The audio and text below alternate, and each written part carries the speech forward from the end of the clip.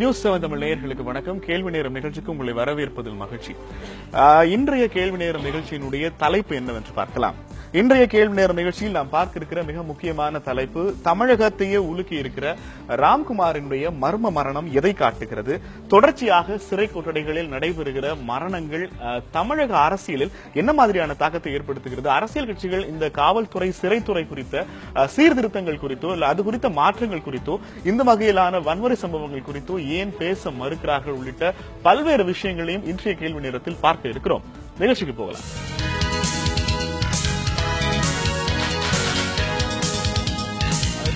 இளம் பொறியாளர் சுவாதியினுடைய கொலை வழக்கில் குற்றம் சாட்டப்பட்டு கைது செய்யப்பட்டிருந்த ராம்குமார் கடந்த ஞாயிற்றுக்கிழமை மாலை மின்சார ஒயரை கடித்து இறந்து போனதாக சிறைத்துறை நிர்வாகம் தெரிவித்திருக்கிறது.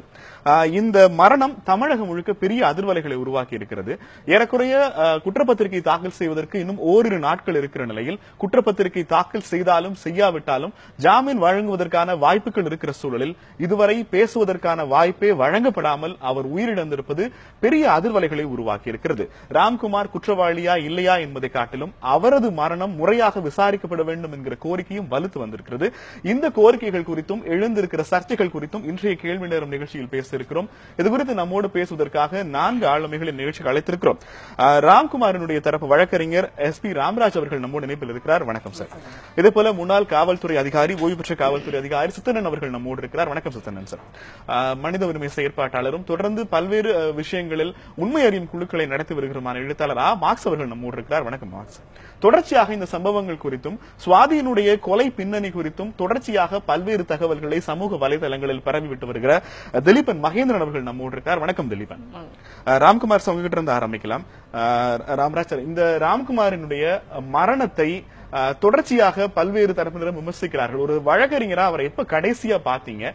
என்ன மாதிரியான மனநிலை அவர் இருந்தார்? கடைசியாக அவரை நான் சிறைச்சாலையில சனிக்கிழமை 11 மணிக்கு அவரை சந்தித்தேன்.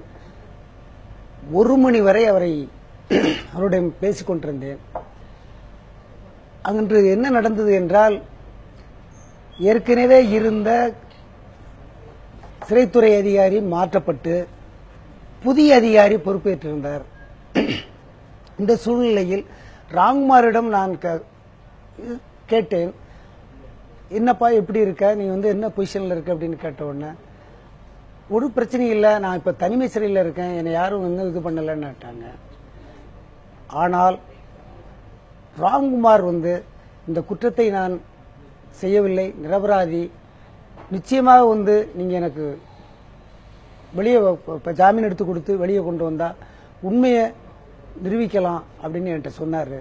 அதன் அடிப்படையில் அவர் நல்ல மனநிலையோட, செய்யாத குற்றத்திற்கு இந்த சிறைவாசம் அணிவித்துக் கொண்டிருக்கிறேன் என்ற மன அழுத்தம் மட்டும் அவரிடம் இருந்ததே தவிர, எப்படியாவது வெளியே இந்த சமூகத்தின் முன்னிலையில் தான் ஒரு நிரபராதி என்று நிரூபிக்க வேண்டும் என்ற மன அழுத்தத்தில் தான் இருந்தாரே தவிர, மீண்டும் புதிய வாழ்க்கையை, நல்ல வாழ்க்கையை வாழ வேண்டும் என்ற ஆசையோடு இருந்தாரே தவிர, அவர் தற்கொலை மன எண்ணத்தில் இருக்கவே இல்லை என்பதை நான் தெளிவாக. சிறைத்துறை நிர்வாகம் தரப்புல தண்ணீர் குடிக்க போனவர் மின்சார உயரை பல்லுல கடிச்சு இறந்திருக்கிறார் அப்படிங்கிற தகவலை எப்படி பாக்குறீங்க நீங்க? அதாவது கொஞ்சம் ஒண்ணு மட்டும் பார்க்கணும். சிறைத்துறையில உயர் அழுத்த மின்சாரம் தான் ஒருவரை தாக்கி கொள்ளும். குறைந்த மின்சாரம் தாக்காத அவர் சாக்கடிச்சு கழுதிக்கு போடும். ரெண்டாவது அந்த சோர்ல இருக்கக்கூடிய மின்சாரம் கூட அது உயர் அழுத்த மின்சாரம் அல்ல. இரண்டாவது சிறைத்துறையில ஆள் தொடுற அளவு கூட மின்சாரம் எங்கேயுமே கிட்டத்தில் கிடையாது. எனக்கு கிடைத்த தகவல், சிறைத்துறை அதிகாரி IG கருப்பண்ணன், அதாவது சிறையை எல்லாரும் பார்வையிட வர்றது மாதிரியும், அதனால யாரையும் திறக்காம 2 ஞாயிற்றுக்கு சனி ஞாயிறுகளும் போன சனி ஞாயிறே இந்த வேலையை செஞ்சிருக்கிறாங்க. எல்லாரையும் உள்ளடக்க வச்சு இவரை தனிமைப்படுத்தி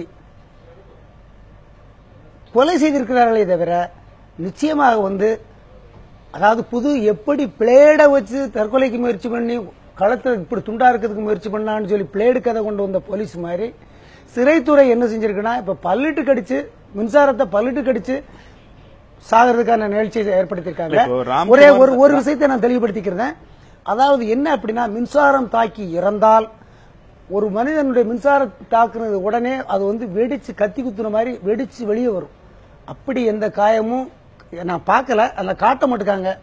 ஒருவேளை உண்மை வெளியே வந்து விடும் என்ற காரணத்திற்காகத்தான் ராம்குமாரை காட்டுவதற்கே மறுக்கிறாங்க. ராம்குமார் பிணத்தை காட்டுவதற்கே மறுக்கிறார்கள். அதாவது இது காவல்துறையின், அதாவது ஜனநாயகத்தை படுகொலி தோண்டி புதைக்கும் செயலுக்கு முதல்ல காவல்துறை ஒரு வழக்கை விசாரித்து நீதித்துறை வித்துட்டு கொண்டு ஒரு வழக்கை விசாரித்து நீதிமன்றத்தில் நிறுத்தி அந்த குற்றவாளிக்கு தண்டனை வாங்கி கொடுப்பது காவல்துறைக்கு பெருமை சேர்க்கிற விஷயமாக இருக்கும் பட்சத்தில் ராம்குமாரை கொலை செய்ய வேண்டிய நிர்பந்தம் தமிழக காவல்துறைக்கோ சிறைத்துறைக்கோ இருப்பதற்கான அவசியம் என்ன? அது இங்க ஒரு விஷயத்துல ரெண்டு விஷயமா பார்க்கணும். இங்க வந்து 2 வகையான இரட்டை நீதிகள் இருக்கு, 3 வகையான நீதி இருக்குன்னு சொல்லலாம். பட்டியலினத்திற்கு என்று தனி நீதி இருக்கு. குறைந்தபட்சம் ஒரு நீதிமன்றத்தில் நிறுத்தி இதுக்கு முன்னால நீதிபதிகள் வந்து சட்டத்திற்கு முரணான தீர்ப்பு எழுதி கூட உள்ளடச்சிருக்கலாம். ஆனால் சட்டத்தின் நிறுத்தவே தயாராக நிலையில் ஒரு வழக்கறிஞராக அவரை கொலை செய்ய வேண்டும் அவங்க சிறைத்துறை அதிகாரிகள் தான் கொலை செஞ்சிருக்காங்கன்னு நீங்க இவ்வளவு ஓபன் ஸ்டேட்மெண்ட் கொடுக்கறதாக இருந்தால் கொலை செய்யப்பட வேண்டிய அவசியம் என்ன கருதுறீங்கன்னு கேக்குறேன். உண்மை குற்றவாளிகள் வந்திருக்காங்க.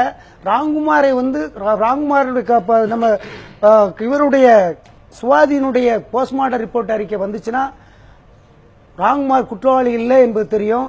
மேலும் சுவாதியினுடைய பழக்க வழக்கம் உள்ள நபர்கள் யார், அவர் திருமணமானவரா இல்லையா, அவர் கருவுற்றிருக்கிறாரா இல்லையா என்ற விவரங்களால் வெளியே வரும். இந்த கேள்விகளுக்கான பதில்களால் ஏன் காவல்துறை பலனடைய வேண்டும் நான் கேட்கிறேன். இல்ல, காவல்துறை உயர் ஜாதிக்காரர்களுக்கான காவல்துறை தானே, குறிப்பிட்ட சமூக மக்களுக்கான காவல்துறை இல்லையே இன்னைக்கு. ராம்குமார் தலித்துங்கிற காரணத்துக்காகத்தான் படுகொலை செய்யப்பட்டாரா? ராம்குமார் தலித்துங்கிற காரணத்திற்காக தான் படுகொலை. கண்டிப்பா ராம்குமார் தலித் என்ற காரணத்திற்காக படுகொலை செய்யப்பட்டார். ராம்குமார் தலித்தை தாண்டி வேற ஒரு ஜாதியா இருந்திருந்தா அவர் தண்டிக்கப்பட்டிருப்பார். தொடர்ந்து பேசலாம் ராம்குமார். ஆமா சார், நிறைய நீங்க சிறைக்கு போயிருக்கிறீங்க, சிறை கைதிகளை தொடர்ந்து சந்திச்சிருக்கிறீங்க. இந்த வழக்குகள் நிறைய உங்களுக்கு அனுபவம் இருக்கிறது. ஒரு சிறைச்சாலைக்குள் ஒரு கைதி தற்கொலை செய்து கொள்வதற்கு முடிவு பண்ணிட்டா என்ன வேண்டுமானாலும் செய்வதற்கான சாத்தியக்கூறுகள் இருக்கிறது. அவருடைய ஆடையை எடுத்து கூட கழுத்துல நம்ம நிறுத்திக் கொள்ள முடியும். அப்போ தற்கொலைங்கிறத வந்து போலீஸ் இந்த முறை தெரிவித்திருப்பதை ஏற்கிறீர்களா? போலீஸ் சொன்னது பல்வேறு வகையான ஐயங்கள் நமக்கு இருக்கு. குறிப்பாக வந்து ஒரு ஒயரை வந்து நீங்கள் பல்லால் கடிச்சு, அதுவும் நீங்கள் சாதாரணமான ஒரு சில்க் ஒயர் கூட நீங்கள் வந்து நம்ம ஏதாவது கனெக்ஷன் கொடுத்தா பண்ணுறது கூட அது கொஞ்சம் சிரமமான விஷயம் தான். அது ஒரு ஓடி போய் ஒரு பெரிய ஒயரை ஒன்று கடிச்சு அதனால் வந்து ஒரு உடனே சாகிறது வரைக்கும் அதிகாரிகள்லாம் பார்த்துட்டு இருந்தாங்க, போனாங்க வந்தாங்க அப்படின்னு சொல்றதெல்லாம் நம்பத்தகுந்த விஷயங்களாக இல்லை. ரெண்டாவது, இந்த பிரச்சனையை பொறுத்த மட்டும் நீங்கள் இன்னொன்றையும் கவனிக்கணும். இந்த செய்தி வந்த உடனேயே தமிழ்நாட்டில் இருக்கக்கூடிய அரசியல்வாதிகள் மட்டுமல்ல, தமிழ்நாட்டு மக்களே என்ன நினைக்கிறாங்கன்னா, காவல்துறை சொல்றது பொய், சிறையில் அவர் கொல்லப்பட்டிருக்கார் அப்படிங்கிறது தான் பொது கருத்தா இருக்கு. அப்படிப்பட்ட பொது கருத்து உருவாகிற அளவிற்கு தமிழ்நாடு காவல்துறையும் குறிப்பா வந்து சிறை நிர்வாகங்களும் இருக்கு அப்படிங்கறத நம்ம கவனத்தில் எடுத்துக்கணும். இல்ல, பொதுமக்களினுடைய உணர்வுகளை நீங்க அசோசியேட் பண்ண ஆரம்பிச்சீங்கன்னா, ராம்குமார் கைதாகிற போது அவனை என்கவுண்டர்ல சுடணுங்கிறதா பொதுமக்களுடைய மைண்ட் செட்டாக இருந்தது. அவங்க உணர்ச்சி வசப்பட்டு ஒரு பெருந்திரள் எடுக்கிற முடிவை உண்மையோட எப்படி எல்லா விதங்களும் ஆமாக்ஸ் மாதிரியான நபர் பொருத்தி பார்க்கிறாருன்னு எனக்கு புரியல. இல்ல, நான் என்ன சொல்றேன்னா, பொதுவா இது மாதிரியான ஒரு கருத்து உருவாகிற அளவுக்கு காவல்துறை நம்பிக்கை எழுந்திருக்கிறது அப்படிங்கிறது மிக முக்கியமான விஷயம். ஏன்னா ஒரு மிக முக்கியமான ஒரு துறை மக்கள் மத்தியிலிருந்து நம்பிக்கை பெற்றிருக்கணும். இங்கே இல்ல அப்படிங்கறத நம்ம கவனத்தில் கொள்ளணும். இதுக்கு பல புள்ளி விவரங்களும் இருக்கு. உதாரணமா நீங்க வந்து 2001 இருந்து 2011 வரைக்கும் அந்த முதல் 10 ஆண்டுகள்ல இங்க வந்து கஸ்டோடியல் டெத் அப்படின்னு சொல்றதை பொறுத்த மட்டும் வந்து நீங்க கிட்டத்தட்ட வந்து 14,000 சொச்சம் கஸ்டோடியல் டெத் நடந்திருக்கு. இந்த கஸ்டோடியல் டெத்ல வந்து கிட்டத்தட்ட வந்து நீங்க வந்து 14,000 சொச்சம், அதாவது கிட்டத்தட்ட ஒரு 1,200 மட்டும்தான் போலீஸ் ஸ்டேஷன் நடந்தது. மற்றதெல்லாம் வந்து சிறைக்குள்ள நடக்குது.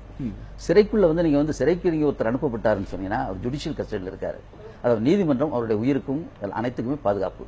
திடீர்னு ஒரு உடம்பு சரியில்லைனா கூட பக்கத்தில் பாதுகாக்கிறதுக்கு அவங்க மனைவியோ கணவரோ யாரும் இல்லாத இடம் அது. அந்த வகையில் வந்து நீதித்துறைக்கு இதுல மிக மிக பொறுப்பு இருக்கு. ஆனா நீதித்துறை இது மாதிரியான கொலைகளையும் உள்ள வந்து அவர்கள் வந்து கவனக்குறைவாக சாவது என்பதையும் கவனிக்காமலே இருக்கக்கூடிய நிலைகள்லாம் நம்ம கவனத்தில் எடுத்துக்கணும். அந்த வகையில் பார்க்கும்போதுதான் இப்ப இந்த பிரச்சனை பொறுத்த மட்டும் வந்து ஆரம்பத்திலிருந்து பல்வேறு விதமான நீங்க நீதிமன்ற காவல்ல இருக்கிற போது காவல்துறையினர் தாக்குனாங்கிறது சர்ச்சைக்குரியதாகும். தற்கொலை செய்து கொள்வது இப்படி அந்த விஷயத்துக்கு அந்த வலயத்துக்குள்ள எப்படி பொருந்தும்? இல்ல, தற்கொலை தானா அப்படிங்கிறது முதல்ல நமக்கு பிரச்சனை இல்லையா? இப்ப வந்து அவர்கள் கொல்லப்பட்டிருக்கலாம் அப்படிங்கிற சந்தேகம் தான் எல்லாருக்குமே இருக்கு. போஸ்ட்மார்ட்டம் ரிப்போர்ட்ல தான் நம்ம பார்க்கணும். அதனால வந்து நீங்க தற்கொலைன்னு வச்சு நம்ம முடிவு பண்ணிக்கிறதுக்கு நம்ம ஆர்குமெண்ட் தொடங்க முடியாது. அதே சமயத்தில் தற்கொலை இல்லைங்கிற மாதிரி நாங்கள்லாம் ஒரு முன்மேறியும் குழு அமைத்து இந்த விஷயத்துல வந்து ஹியூமன் ரைட்ஸ் பாயிண்ட் ஆஃப் வியூல சொல்றவங்க வந்து விசாரணை இல்லாமல் சொல்றதும் கிடையாது. இதுல இருக்கக்கூடிய சந்தேகங்கள் மிக மிக முக்கியமான சந்தேகங்களா இருக்கு. இந்த சந்தேகங்களை வந்து நீங்க பொதுமக்களும் வைக்கிறாங்க. இது தொடர்பாக வந்து நீங்க களத்தில் இருக்கக்கூடியவர்களும் தொடர்ச்சியா வச்சிருக்காங்க.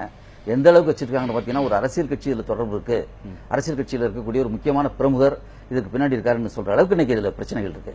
அப்படிப்பட்ட பிரச்சனைகள் இருக்கும் பொழுது வந்து நம்ம வந்து இதை மிக விரிவாக விவாதிக்கப்பட வேண்டிய ஒண்ணு.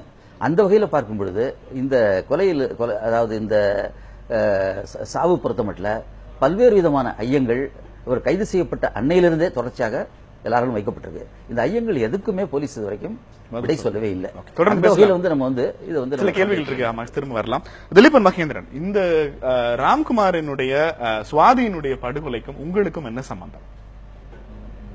இந்த என்ன காரணத்தினால ராம்குமார் தரப்பில் ஆஜராகாத வழக்கறிஞராக திலீபன் மகேந்திரன் தன்னை முன்னிறுத்தி கொண்டார்? இல்ல பிரச்சனைனா, நீங்க இந்த ஊடகம் ஃபுல்லா உங்க ஊடகமும் சேர்த்துதான்.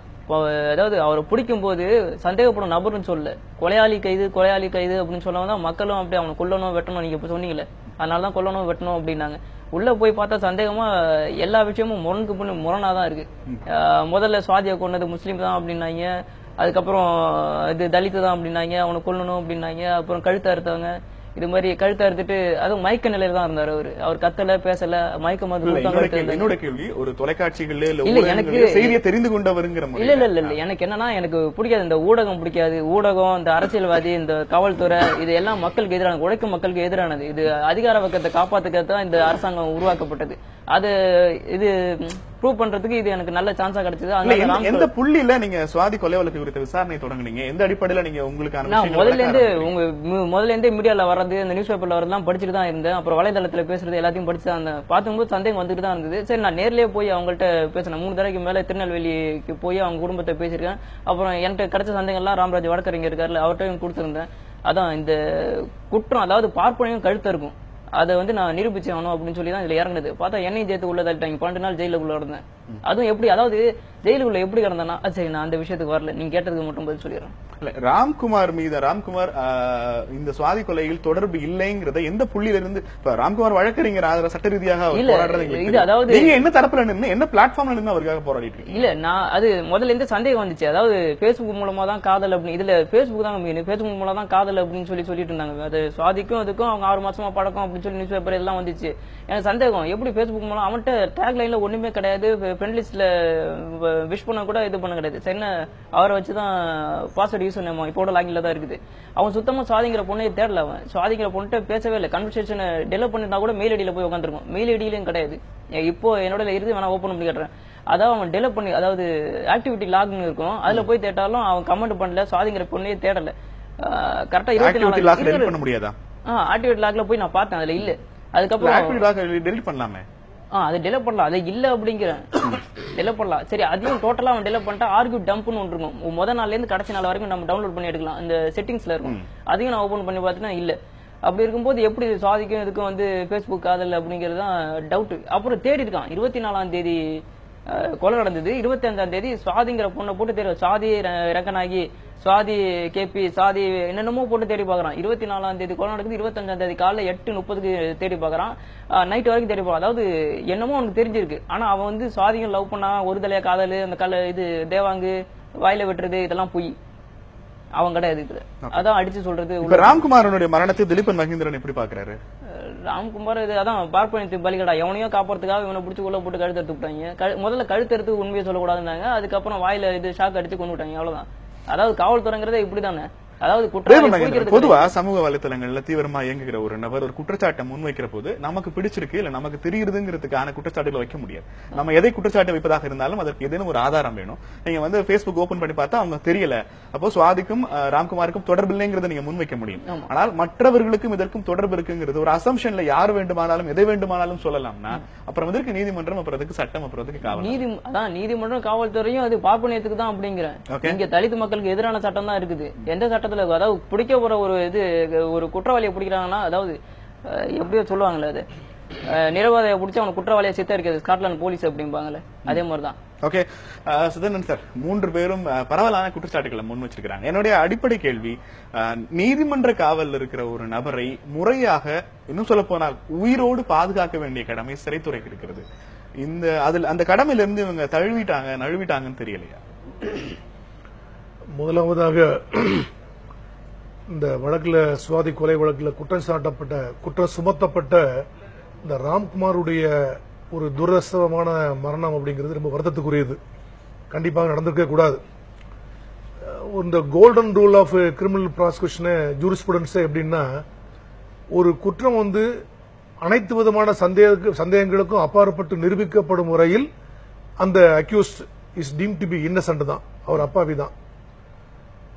சார்ஜ் ஷீட் இந்த வழக்கில் இன்னும் போடல. 90 நாட்கள் வரைக்கும் சார்ஜ் ஷீட் போடலாம். இன்னும் ஃபைனல் ரிப்போர்ட் இன்னும் இறுதி அறிக்கை தாக்கல் செய்யவில்லை. தாக்கல் செஞ்சா ஒருவேளை get right to go on bail பண்ணலைன்னா, இப்போ தாக்கல் செஞ்சிருந்தாங்கன்னா இவ இறந்ததுனால சார்ஜ் அபேஷ் ஆயிருக்கும். இல்ல தாக்கல் இப்போ செய்யாதனால இப்போ டிராப் பண்ணுவாங்க லோக்கல் மில்லியமும். அப்படி ஒரு குற்றம் சுமத்தப்பட்டவர் அப்படிங்கறத விட அதிகமா என்னன்னா, இதுல இந்தியா முழுவதும் மிகப்பெரிய அதிர்வலை ஏற்படுத்திய ஒரு வழக்கு இது. ஊடகங்களில் மிக பெரிதாக விவாதிக்கப்பட்ட வழக்கு. பல்வேறு பொது வாழ்க்கையில் உள்ள பல்வேறு நபர்களால் மிக அதிகமாக சந்தேகப்பட்டு பல்வேறு விதமான குறிப்புகள்லாம் சொல்லப்பட்ட ஒரு வழக்கு, சென்சேஷனல் வழக்கு. இதுல ஏற்கனவே நண்பர்கள்லாம் சொன்ன மாதிரி அவர் முதல்லயே தன் உயிரை மாய்ப்பதற்காக முயற்சி செய்தார் அப்படிங்கிற ஒரு இன்சிடென்ட் ஏற்கனவே அவர் கைது செய்யும் பொழுது எத்தனைக்கும் பொழுது அட்டெம்ப்ட் டு கமிட் சூசைட் அப்படிங்கிற ஒரு இன்சிடென்ட் ஏற்கனவே ஒரு எபிசோடு இருக்கு. அவர் மன அழுத்தத்துக்கு உள்ளாகி இருந்தார். அதனால புழல் சிறையில் அவருக்கு ஏகப்பட்ட கவுன்சிலிங் கொடுக்கப்பட்ட சொன்னது. இந்த மாதிரி சூழ்நிலையில் சொல்லப்பட்டது.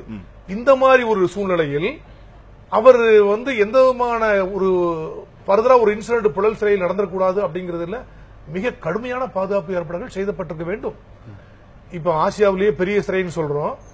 தமிழ்நாட்டில் உள்ள சிறையை, இந்த சென்னையில் உள்ள புழல் சிறையை நம்ம ஹை செக்யூரிட்டிலாம் சொல்றோம். ஹை செக்யூரிட்டிலாம் அப்படின்னு நான் நம்பல. அல்லது ரொம்ப ஆசியாவிலேயே மிகப்பெரிய படப்பரவில் வேணா இருக்கலாமே தவிர இந்த மாதிரி ஹைலி செக்யூரிட்டி ஓரியன்டட் அல்லது இந்த மாதிரியான சசமாவங்களை தவிர்க்கப்படக்கூடிய அளவுக்கு எக்யூப்டான உள்ளது அப்படின்னு நான் நினைக்கல. அங்க 2000 பேரை வைக்கலாம். தமிழ்நாடு முழுவதும் 17,000 பேரை கைது வச்சா கூட புழல் சிறையில் அட் அ டைம்ல 2000 பேர் வைக்கலாம். ஆனால் என்ன அர்த்தம் அப்படின்னா 200 பேருக்கு ஒரு வார்டன் இருக்காரு. At a given point of time 10 warden தான் ஒரு ஷிப்டுக்கு இருக்க முடியும். அவ்வளவுதான் அங்க ஸ்ட்ரென்த். ஏற்கனவே 1999 சென்னை மத்திய சிறையில் மிகப்பெரிய ஒரு கலவரம் நடந்தது. அதுல டேவிட் கிறிஸ்டியன் ஜஸ்டிஸ் மூலம் ஒரு கமிஷன் போட்டாங்க. அதுல இந்த ஸ்ட்ரென்த்லாம் ரொம்ப கம்மி, நீங்க ரொம்ப டிராஸ்டிக்கா இம்ப்ரூவ் பண்ணா தான் இந்த மாதிரி ஒரு சம்பவம் நடவிடாம தர முடியும், கைதுகளுக்குள்ளேயே தகராறு எல்லாம் பண்ண முடியும், கைதுடைய பாதுகாப்பை நீங்க உறுதி செய்ய முடியும் அப்படிலாம் சொன்னாங்க. இப்படி இன்அடிக்குவேட் ஸ்ட்ரென்த் வச்சிட்டு இருந்தா கூட அதை வச்சு சிறை அதிகாரிகள் தப்பிக்க முடியாது. இந்த மாதிரி ஒரு மிக சென்சிட்டிவான வழக்கில் எதை எடுத்தாலும் அதுல ஒரு சந்தேக பார்வையோடு பார்க்கக்கூடிய ஒரு வழக்கில் காவல்துறை மீதும் சிறைத்துறை மீதும் அல்லது நீதித்துறை மீது பல்வேறு விதமான புகார்கள் சொல்லப்படும் இந்த வேளையில் அவருக்கு தனிப்பட்ட ஒரு பாதுகாப்பு அரேஞ்ச் பண்ண முடியலனா கூட அவர் தனிப்பட்ட சிறையில் இருக்கும் பொழுது பல்வேறு எனக்கு என்ன முழு உண்மை தெரியாது இருந்தால் கூட அவர் இந்த மாதிரி மன அழுத்தத்துக்கு ஆளாகி இருந்தால் அப்படிங்கிறதுக்காக உண்மை தெரிஞ்ச சொல்லுவாரா இல்ல அதாவது அந்த நபர் ராம்குமார் அவர்கள் ஒரு சிறையில் தனியறையில் மட்டும் வைக்கப்படவில்லை, அவர் கூட 2 பேர் வச்சிருந்தாங்க. ஏன்னா மன உளைச்சலுக்கு உள்ளாகி ஏதாவது சம்பவம் நடந்தக்கூடாதுன்னு அவாய்ட் பண்ற காட்டி வச்சிருந்தாங்க அப்படிங்கிறது தகவல் இருக்கிறது. அந்த தகவல் இல்ல பொய்யா இருக்கலாம், அப்புறம் சொல்லுங்க பொய்யா இருக்கலாம், நான் கேள்விப்பட்டு தான் சொன்னாங்க வச்சு சொன்னாங்க. அவரு ரூம்ல இருக்கும் போது தனியாவே நண்பர் சொன்ன மாதிரி நீதிபதி ஓய்வு பெற்ற நீதிபதி சொன்ன மாதிரி தனியாரைய தனியாவே வைக்கப்பட்டிருந்தால் கூட அவருக்கு தனியாக ஒரு ஆள் போட முடியாது, அந்த அளவு செக்யூரிட்டி நம்ம ஸ்ட்ரென்த் இல்ல. ஆனால் கூட அவர் காலையிலயோ மாலையோ அந்த சிறையை விட்டு வெளியே வரும் பொழுது, உலாவிடும் பொழுது, ஒரு பாத்ரூம் போகும்போது, குளிக்க போகும்போது, சாப்பிட போகும்போது கண்டிப்பாக இவ்வளவு பெரிய ஒரு ஹைலி சென்சிட்டிவ் வழக்குல மிகப்பெரிய ஒரு எதிர்பார்ப்பு அல்லது ஒரு ஏதாவது ஒரு கான்ட்ரவர்சி நடந்துரும் அப்படின்னு ஒரு வழக்குல சிறை அதிகாரிகள் ரொம்ப ரொம்ப ரொம்ப ரொம்ப ரொம்ப கேர்ஃபுல்லா இருந்துக்கணும், கூட ஒரு ஆள் ஃபாலோ பண்ணிருக்கணும். இப்போ முடியுமா முடியாதா இந்த மாதிரி எல்லாம் பல்வேறு இது சொன்னாங்க, அங்க போய் பண்ண முடியுமா அப்படின்னு சொல்லி. நான் காவல்துறையில 36 வருஷம் மேல 37 வருஷம் பணிபுரிந்திருக்கேன். கண்டிப்பாக நீங்க ஒரு நல்ல வேலிட் பாயிண்ட் சொன்னீங்க. சிதனன் சாருடைய எல்லா விதமான விளக்கங்களுமே சிறைத்துறை காவலர்களினுடைய கவனக்குறைவால் இந்த அசம்பாவிதம் நடந்திருக்குங்கிற ஒரு கன்க்ளூஷன் பாயிண்ட்க்கு வர மாதிரி என்னன்னா, நீங்க ஒரு நல்ல ஒரு பாயிண்ட் சொன்னீங்க. ஒரு இவர் ஒரு நபர் தற்கொலை செய்ய முயற்சி பண்ணா எப்படி வேணா பண்ற சான்ஸ் இருக்கு அப்படின்னு. காவல்துறையில கூட லாக்அப்ல எத்தனையோ சம்பவம், எவ்வளவு செக்யூரிட்டி போட்டு கார்டு வாரலே அவர் நின்று இருந்தா கூட 5 நிமிஷம் லேச கண்ணாசம் தான் பண்ணிடுவாங்க. என்னுடைய பாயிண்ட் என்னன்னு சொன்னா, இப்படி இருக்க வேண்டிய ஒரு சிறை துறையில் இது ஒரு gross negligence on the part of jail authorities. உங்க சந்தேகமே இல்லை.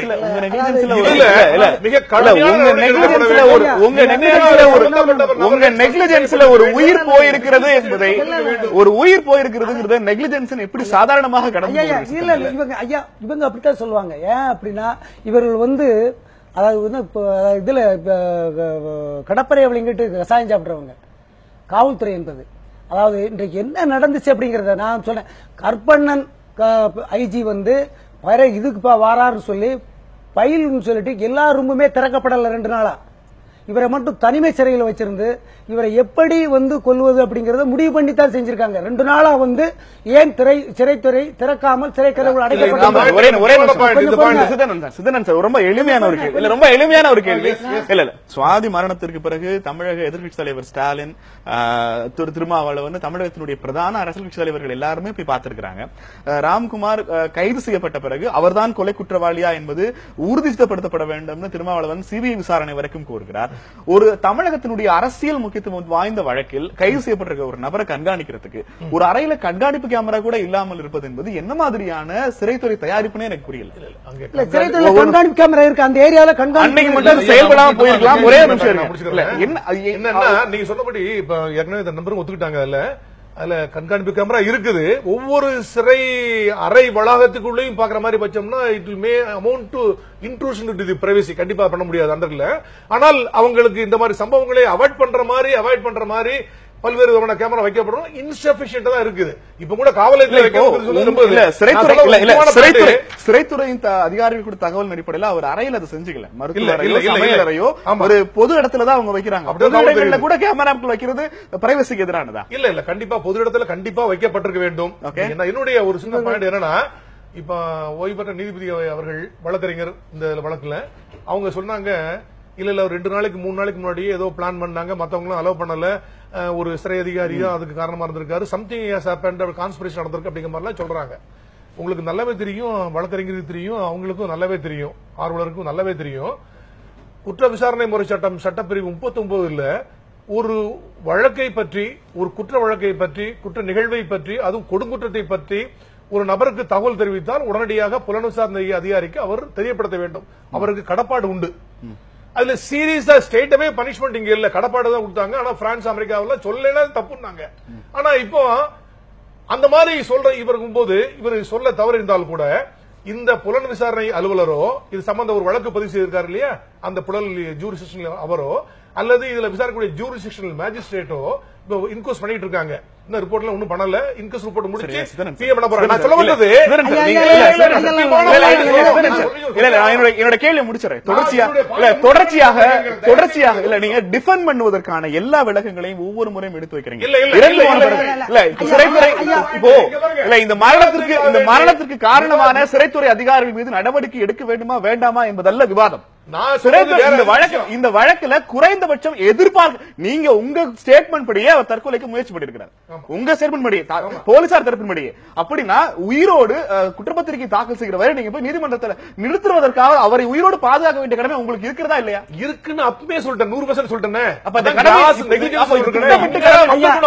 திட்டமிட்டு நிகழ்த்தப்பட்ட சம்பவம்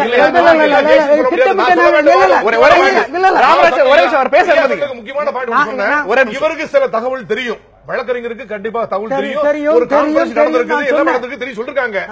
இவர் வந்து 39 சிஆர்பிசி பிரகாரம் இவர் தகவல் தெரிவிக்க கடமைப்பட்டவர். ஜூரிஸ்டிக்ஷனல் மேஜிஸ்ட்ரேட்டோ அல்லது போலீஸோ நாளைக்கு திரு ராமராஜ் அவர்களுக்கு ஒரு சமன் 160 சிஆர்பிசி அனுப்பி எங்களுக்கு எல்லாம் வராத தகவல், எங்களுக்கு தெரியாத தகவல், உண்மையான குற்றவாளி யார் என்ற தகவல் உங்களுக்கு தெரிந்திருக்கிறது, இது எங்களுக்கு தெரியப்படுத்த வேண்டும் என்று ஒரு சமன் அனுப்பி விசாரணைக்கு உட்படுத்தப்பட வேண்டும். அவர் தகவல் சொல்லணும். வரலைன்னா 176 சிஆர்பிஸ்ல he is liable. வந்து தவறு சொன்னா, தவறான தகவலை சொன்னால் 177 ஐபிஎஸ்லயும் he is liable. கண்டிப்பாக இதை சொல்லாமல் ஊடகங்களிலேயும் மற்றதிலேயும் ஒரு சர்மைசஸ் அண்ட் கன்ஜெக்சர்ல சொல்லிட்டே போறது வராது. ஏன்னா நீதிமன்றம் ரொம்ப ஒரு அருமையான வாதத்தை தொடர்ந்து முன் வச்சிருக்கீங்க. இல்ல ராம்குமார் மரணத்தின் மீதான எழுதப்பட்டிருக்கிற சந்தேகங்கள் என்ன என்கிற கேள்விக்கான பதிலை தொடர்ந்து விவாதிக்கலாம். ஒரு சிறிய இடைவேளைக்கு பிறகு கேள்வி நேரம் தொடரும்.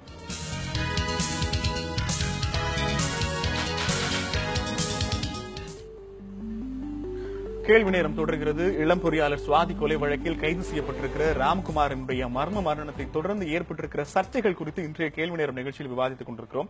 சிறப்பு விருந்தினர்களுக்கு போவதற்கு முன்பாக ராம்குமாரினுடைய வழக்கறிஞர் ராம்ராஜ் சிறைத்துறை அதிகாரிகளை தொடர்பு கொண்டு என்ன நடந்தது என கேட்ட ஒரு ஒலி ஆடியோ ஒன்று தொடர்ச்சியாக சமூக வலைதளங்களில் வலம் வந்து கொண்டிருக்கிறது. அதை தற்போது கேட்டுவிட்டு அதற்கு பிறகு தொடர்ச்சியாக இந்த விவாதத்தை தொடரலாம். இப்போது அந்த ஆடியோ கேட்கலாம். சரிங்க, நான் ராம்குமார் வழக்கறிஞர் ராமராஜ் பேசுறேங்க. சார் சொல்லுங்க சார்.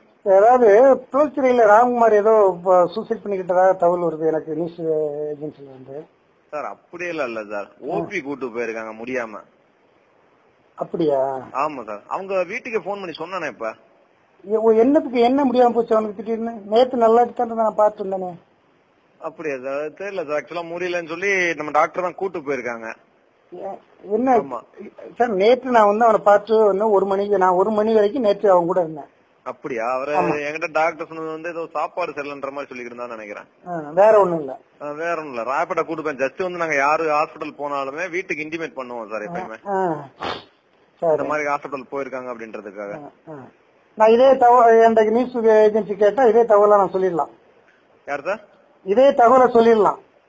சொல்லிடுங்க சார், ஏன்னா நான் வீட்டுக்கு இதே தகவல் சொன்னேன். ஆக்சுவலா ஓபி போயிருக்காங்க, ஜஸ்ட் உங்க தகவலுக்காண்டி சொல்றேன் அப்படின்னு மட்டும். சரிங்க சார். Okay sir, thank you. நீங்க இது ஏன்ட்ட சொல்லிருக்கலாமே, நான் வீட்டுல பரபரப்பா கூட இருப்பாங்க. இல்ல எனக்கு எங்கிட்ட இருக்க நம்பர் ஒரு நம்பர் தான் சார். இல்ல, நான் என்னுடைய நம்பர் கொடுத்திருக்கேன். இல்ல அவரோட என்ஆர் அவர் கொடுத்தது இந்த ஒரு நம்பர் தான் எங்கிட்ட இருக்கு. உங்க நம்பர் வேணா கொடுங்க, நான் வேணா நோட் பண்ணி வச்சுக்கிறேன். என்னுடைய எண்ணெய் சார் சொல்லுங்க, நோட் பண்ணி வச்சுக்கிறேன். 91 91 76 76 06 06 79 79 06 06. இன்னொரு நம்பர் 97 97 89 89 88 88 99 99 06. ராம்குமார் தரப்பு வழக்கறிஞர் ராம்ராஜ் சிறைத்துறை அதிகாரிகளுக்கு மாலை தொடர்பு கொண்ட போது கேட்ட ஒலி உரையாடலை இப்போது நாம் கேட்டோம். சிதம்பரம் சார், வீட்டுக்கும் வழக்கறிஞருக்கும் போன் பண்ணி உடம்பு சரியில்லை அதனால ஓபிக்கு கூட்டிட்டு போயிருக்கோம்ங்கிறதா சிறைத்துறை அதிகாரிகள் சொல்லணும்னு எழுதப்பட்ட விதியா? இல்ல இது கண்டிப்பாக, ஏன்னா ராமராஜ் சார் அவருடைய பர்சனல் வழக்கறிஞர் முறையில அடிக்கடி போய் பார்த்திருக்காங்க, செஞ்சிருக்காங்க. அவர் தான் வழக்கு டிஃபெண்ட் பண்ணிட்டு இருக்காங்க. இதுல அவர்கிட்டயே முதல்ல சொல்லிருக்கலாம். இவர்கிட்ட மட்டும் இல்ல, வீட்டுல என்ன முதல்ல சொல்லிருக்கலாம். அவர் ஏன்டே சொல்லிருந்தா நானே சொல்லிருப்பேன் பக்குவமா கூட சொன்னார் அவரு. அது மாதிரி அப்படி கண்டிப்பா சொல்லிருக்கலாம். இல்ல வீட்லயும் சொல்லிருக்காங்க. ஆனா ஏன் இப்படி ஒரு தவறான ஒரு தகவலை அப்படி சொல்றாங்க அப்படின்னு உடனே இடைநீக்கம் செய்யப்பட வேண்டும். இது இடைநீக்கம் உடனே, அதாவது பயந்துகிட்டு ஏதாவது பிரச்சனை சொல்லாம விட்டாங்களா, அல்லது அவர் சரியாயிருவாரு அதுக்கப்புறம் சொல்லிக்கலாம், முதல்ல ஒரு ஷாக் ஆயிருந்திருக்காரு சொன்னாங்களா தெரியல. பட் மிக தவறான தகவல் அவர் சொல்லிருக்கே கூடாது. அவர் இல்ல ரெண்டு ஸ்ட்ரைட்டாவே என்ன நடந்திருக்கு, உண்மை இந்த மாதிரி நடந்திருக்கு கேள்விகள் ஒரு அப்படிங்கறத சொல்லி உண்மையை சொல்லிருக்கணும். தப்புதான், ரொம்ப தப்பு. ரெண்டு சிம்பிளான கேள்விகள். உண்மையிலேயே அவருக்கு உடம்பு சரியாம போயிருந்தாலோ இல்ல ஷாக் அடிச்சிருந்தாலோ எது நடந்ததோ அதான் சொல்லிருக்கணும். கண்டிப்பா கண்டிப்பா. அப்படி மாற்றி சொன்னதுங்கிறது ஏதோ ஒண்ணு திட்டமிட்டு இருக்காங்கிறது அர்த்தம். மேபி அப்படி கூட இருக்கலாம். ஆனால் நான் அப்படி நம்பலானு. இதுல பெரும்பாலும் கீழ்நிலை காவலர்கள், இதுல யாரும் கான்சோல் மாதிரி தெரியுது, ஒரு சிறை காவலர் மாதிரி தெரியுது. ஏதோ பயந்துகிட்டு நம்ம இதுக்கு மேலதிகாரிகள் சொல்லிக்கிட்டு நம்ம கேட்டதுல இப்படி சொல்லிடலாம், ஆப்ஷன் கொண்டு போயிருக்காங்க பாத்துருக்காங்க அப்படிங்கிற சொல்லலாம். அப்படிங்கிற மாதிரி தவறான போக்கு. சிறைச்சாலையில் எது நடந்தாலும் பரவாயில்லை, மேலதிகாரிகள் சொல்லாமல் நாம எதுவும் சொல்லிவிடக் கூடாது என்பதால் ஏதோ ஒன்றை சொல்லியிருக்கலாம். அப்படிதான் நான் நினைக்கிறேன் நானு. ஆனா அது தவறானது. கண்டிப்பாக சொல்ல வேண்டும். ரொம்ப அவங்களுக்கு எல்லாம் கிளாஸ் எடுக்கணும், நிறைய ஒரு சென்சிடைஸ் பண்ணணும். இந்த மாதிரி எல்லாம் பண்ணக்கூடாது அப்படிங்கிறது பண்ணணும், கண்டிப்பா பண்ணணும். நீங்கள் பாடம் கற்கும் வரை இந்த மாதிரியான மரணங்கள் தொடருமா? இல்ல, இது அதுக்கு சிவியர் ஆக்ஷன் எடுக்கணும். என்ன பண்றது? நம்ம சமூகத்தில் இருந்தா போலீஸ் வருது, அது மாதிரி சமூகத்தில் தானே சிறைக்காவலர் வர்றாங்க. அவங்கள மனமாற்றத்தை கொண்டு வர வேண்டும். எனக்கு ரொம்ப ஆச்சரியமா இருக்கு. ராம்குமார் மட்டும் கிடையாது, தமிழ்நாட்டில் மட்டும் 2011ஆம் ஆண்டு வரைக்குமே கிட்டத்தட்ட விசாரணை கைதிகள்ல தற்கொலை செய்து கொண்ட கோயம்புத்தூர்ல மட்டும் 15 ஒரு நம்பர் சொல்லுது. நீங்க ஒரு விசாரணை கைதியாக இருக்கிற நபரை தற்கொலை செய்து கொள்கிற அளவிற்கான ஒரு சம்பவம் 2 சம்பவம் அல்ல, தொடர்ச்சியா சம்பவம் நடக்கிற போது அதுல இருந்து எந்த பாடத்தையும் நாம் கற்காமல் இருப்பது என்ன மாதிரியான சட்ட படிப்பினை காவலர்கள் படித்திருக்கிறார்கள் ஒரு கேள்வி எழுப்பலையா? இல்ல நீங்க சொல்றது ஒரு முக்கியமான தகவல் தான். அதாவது ஒவ்வொரு மனித உயிரும் ரொம்ப பிரசியஸ் தான், ரொம்ப மிக விலை மதிப்பற்றது, சந்தேகமே இல்ல. ரெண்டாவது விசாரணை கைதி அப்படிங்கும் போது அவர் குற்றவாளியே இல்லை. அப்படி இருக்கும்போது அந்த மாதிரி அவருக்கு எந்த விதமான ஒரு இழப்பு ஏற்படக்கூடாது. அது ஸ்டேட் டோட்டலி ரெஸ்பான்சிபிள், அதுக்கு சந்தேகமே இல்லை. அது ஒன்றும் அப்படி இருக்கும்போது போலீஸ் இன்டைரக்டா போலீஸ் தான் முழுவதுமாக எனக்கு தெரிந்த காவல்துறை அதிகாரிகள் நான் குற்றம் சுமத்தல. ஆனா எனக்கு காவல்துறைக்கு ஏதேனும் பிரஷர் இருந்திருக்குமான்னு கேக்குறேன். இல்ல, எக்ஸ்டர்னல் பிரஷர் இருந்திருக்கு? இல்லவே இல்ல. எப்பவுமே வழக்கை கண்டுபிடிக்க வேண்டும் அப்படிங்கிற ஒரு அவசர கதியில அல்லது குயிக்கஸ்ட் மீன்ஸ்ல பண்ணணும் அப்படிங்கறதுல எக்ஸ்டர்னல் பிரஷர்னா வீடியோ பிரஷர். இந்த சுவாதி வழக்கை எடுத்துக்கொள்ளுங்களேன். வழக்கு பதிவு செய்து 2 நாளைக்குள்ள எல்லா டிவிலையும் பிடிக்கலங்கிறீங்க, போலீஸ் கையாளாத போலீஸுங்கிறீங்க. டக்குன்னு நீதிமன்றமே இது சூமோட்டா வழக்கா எடுத்துக்கொண்டு 2 நாளுக்குள்ள பிடிக்கலன்னா போலீஸ் என்ன நீங்க எல்லாம் போலீஸ் உடனே சிபிஐக்கு மாத்தி இருக்கிறாங்க. சொசைட்டில ஏகப்பட்ட பிரஷர், பாதிக்கப்பட்ட நபர்களிடம் இருந்து ஏகப்பட்ட பிரஷர், ட்ரெமெண்டஸ் பிரஷர் ஒர்க் பண்றது போது they are prone to commit mistakes. வழக்குல சம்பந்தப்பட்ட ஆட்களை பிடிக்கலங்கிறது ஒரு ஊடகம் சொல்லுது. பிடிக்க வேண்டிய இடத்துல இருக்கிற காவல்துறையை நாங்க பிடிக்க போறோம், எங்களுக்கு டைம் கொடுங்கன்னு கேட்டுட்டு உங்க வழக்கையும் கடமையும் பார்க்க வேண்டியது உங்க விஷயம். இது ஒரு ஸ்ட்ரெஸ் ஆகவும் இது ஒரு எக்ஸ்டர்னல் ஃபோர்ஸ் ஆகவும் வைத்து யாரோ ஒருவரை கைது செய்து நிப்பாட்டி விடுவது என்பது ரொம்ப எளிமையான விஷயமா இல்ல அப்படி சொல்லவே இல்ல. ஹேண்டில் செய்வதற்கான பயிற்சி உங்களுக்கு கொடுக்கப்படலன்னு சொல்லுங்க. கண்டிப்பாக கொடுக்கப்பட்டிருக்கிறது. இருந்தாலும் போதிய பயிற்சி இன்னும் அளிக்கப்பட வேண்டும் என்று நான் கருதுகிறேன். கண்டிப்பாக இந்த மாதிரி விஷயம் நடக்கவே கூடாது. இப்ப அவர் சொல்ற ஊடகங்களினுடைய பிரஷர் காரணமாகவே சில வழக்குகளை 2-3 நாள்ல முடிச்சாங்க கட்டாயம் காவல்துறைக்கு இருக்குங்கிறது உண்மையா? அதாவது காவல்துறைக்கு அந்த பிரஷர் இருக்கலாம். ஆனா இந்த பிரச்சனை பொறுத்த மட்டும் இன்னைக்கு அங்கே ஒரு ராம்குமார் இறந்து போனது அல்லது கொல்லப்பட்டது அப்படிங்கிறதுக்கு முழுக்க நம்ம அங்க இருக்கக்கூடிய காவலர்கள் மட்டும் நம்ம குற்றம் சொல்ல முடியாது. இதுல போலீஸுக்கும் இதுல பங்கு இருக்கிறது. இன்னும் சொல்ல போனா நீதித்துறைக்கும் பங்கு இருக்கு. ஏன்னா இந்த ஜுடிஷியல் கஸ்டடியில் சாகக்கூடிய பல்வேறு மரணங்களும் காவல்துறையுடனுடைய ஒப்புதலுடனும் சேர்ந்து திட்டமிட்டதுடன் தான் செய்யப்படுது. ஒரு உதாரணம் சொல்றேங்க. ஒரு 6-7 ஆண்டுகளுக்கு முன்னர் இங்க ராஜாராம் கண்ணன் அப்படின்னு சொல்லி 2 தமிழ் தேசிய தீவிரவாதிகள் உள்ள கைது செய்யப்பட்டவர்கள் சிறையில் இருந்தாங்க. அவங்க உள்ள கொல்ல போறோம்னு சொல்லி போலீஸ் அவங்கள்ட்ட சொல்லிட்டே போகுது. அவர்கள் வர்றவங்க போறவங்க அத்தனை பேர்ட்டையும் மனித உரிமை போராளிகள் அவ்வளவு பேர்ட்டையும் சொல்லிட்டே இருக்காங்க. இது தொடர்பாக கோர்ட்லயும் கேஸ் எல்லாம் போடுறோம். கோர்ட்ல கேஸ் வரும்போது நீதித்துறை அவங்க போலீஸ் தரப்பு என்ன சொல்றாங்க, அப்படி எல்லாம் எங்களுக்கு எதுவும் திட்டம் இல்லைங்கிறாங்க. ஆனால் என்ன நினைச்சுன்னா அடுத்த சில நாட்களில் அவங்க 2 பேரையும் வெளியில ஜுடிஷியல் அதாவது இந்த எக்ஸ்டென்ஷனுக்காக கொண்டு போறோம்னு சொல்லி அழைச்சு போறாங்க. அப்போ இந்த ஜெயில் எங்க இருந்துச்சு பாத்தீங்கன்னா இங்கே நம்ம சென்ட்ரல் ஸ்டேஷன் பக்கத்துல இருந்தது. எனவே அவர்கள் கொண்டு போக வேண்டியது இது நீங்க சைதாப்பேட்டை கோர்ட். அப்ப எங்க கொண்டு போயிருக்கணும் அப்படின்னு பாத்தீங்கன்னா நேரா மவுண்ட் ரோடு வழியா கொண்டு போகணும் அவங்க.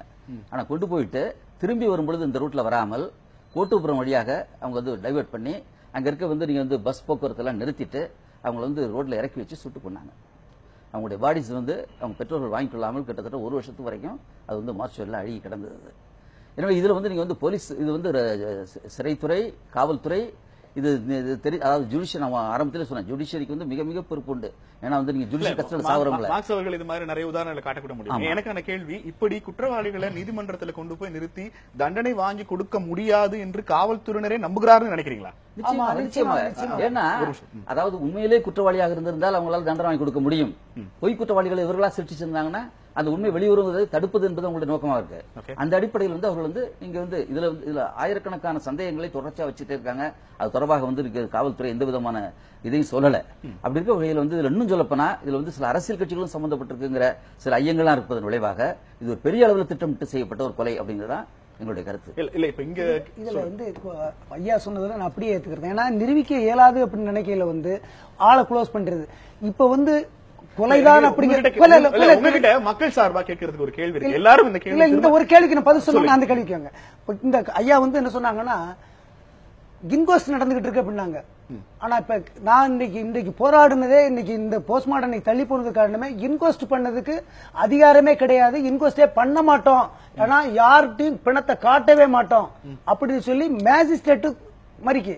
ஏமா உங்களுக்கு சட்டத்தில் அந்த இடமே கிடையாதுமா, காவல்துறையில் என்ன செஞ்சிருக்கோ அந்த நடைமுறை தான் உங்களுக்கும், நீங்க ஒரு மேற்பார்வையாளர் தான் அப்படின்னு சொல்லி பார்த்தேன். இல்ல நான் வேணா அத்துமீறி நான் போஸ்ட்மார்டம் பண்ணுவேன், ஏன்னா எனக்கு அந்த அதிகாரம் இருக்கு அப்படின்னு சொல்லி அவங்களை காப்பாற்றுவதற்கு உயர்நீதிமன்றத்தில் ஒரு ஆள் இருக்காரு. அதனாலதான் என்ன இன்கொஸ்ட் கூட பண்ணாம அந்த போஸ்ட் அந்த இதை அறுத்தலிடலாம்னு நினைக்காங்க.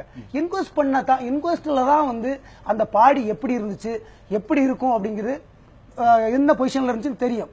இன்கொஸ்ட் பண்றதுக்கு பிரேத விசாரணை என்பது வேறு, பிரேத பரிசோதனை என்பது வேறும்பா அப்படின்னு அந்த மாட்ட சொல்லையில் எடுத்து சொல்ல. நானும் நீதிபதியா இருந்தவன், அதுவும் குறிப்பாக மேஜிஸ்ட்ரேட்டாவே இருந்தவன். எனக்கு இதுல அத்துப்படிமா நான் சொல்லி பார்க்கணும்.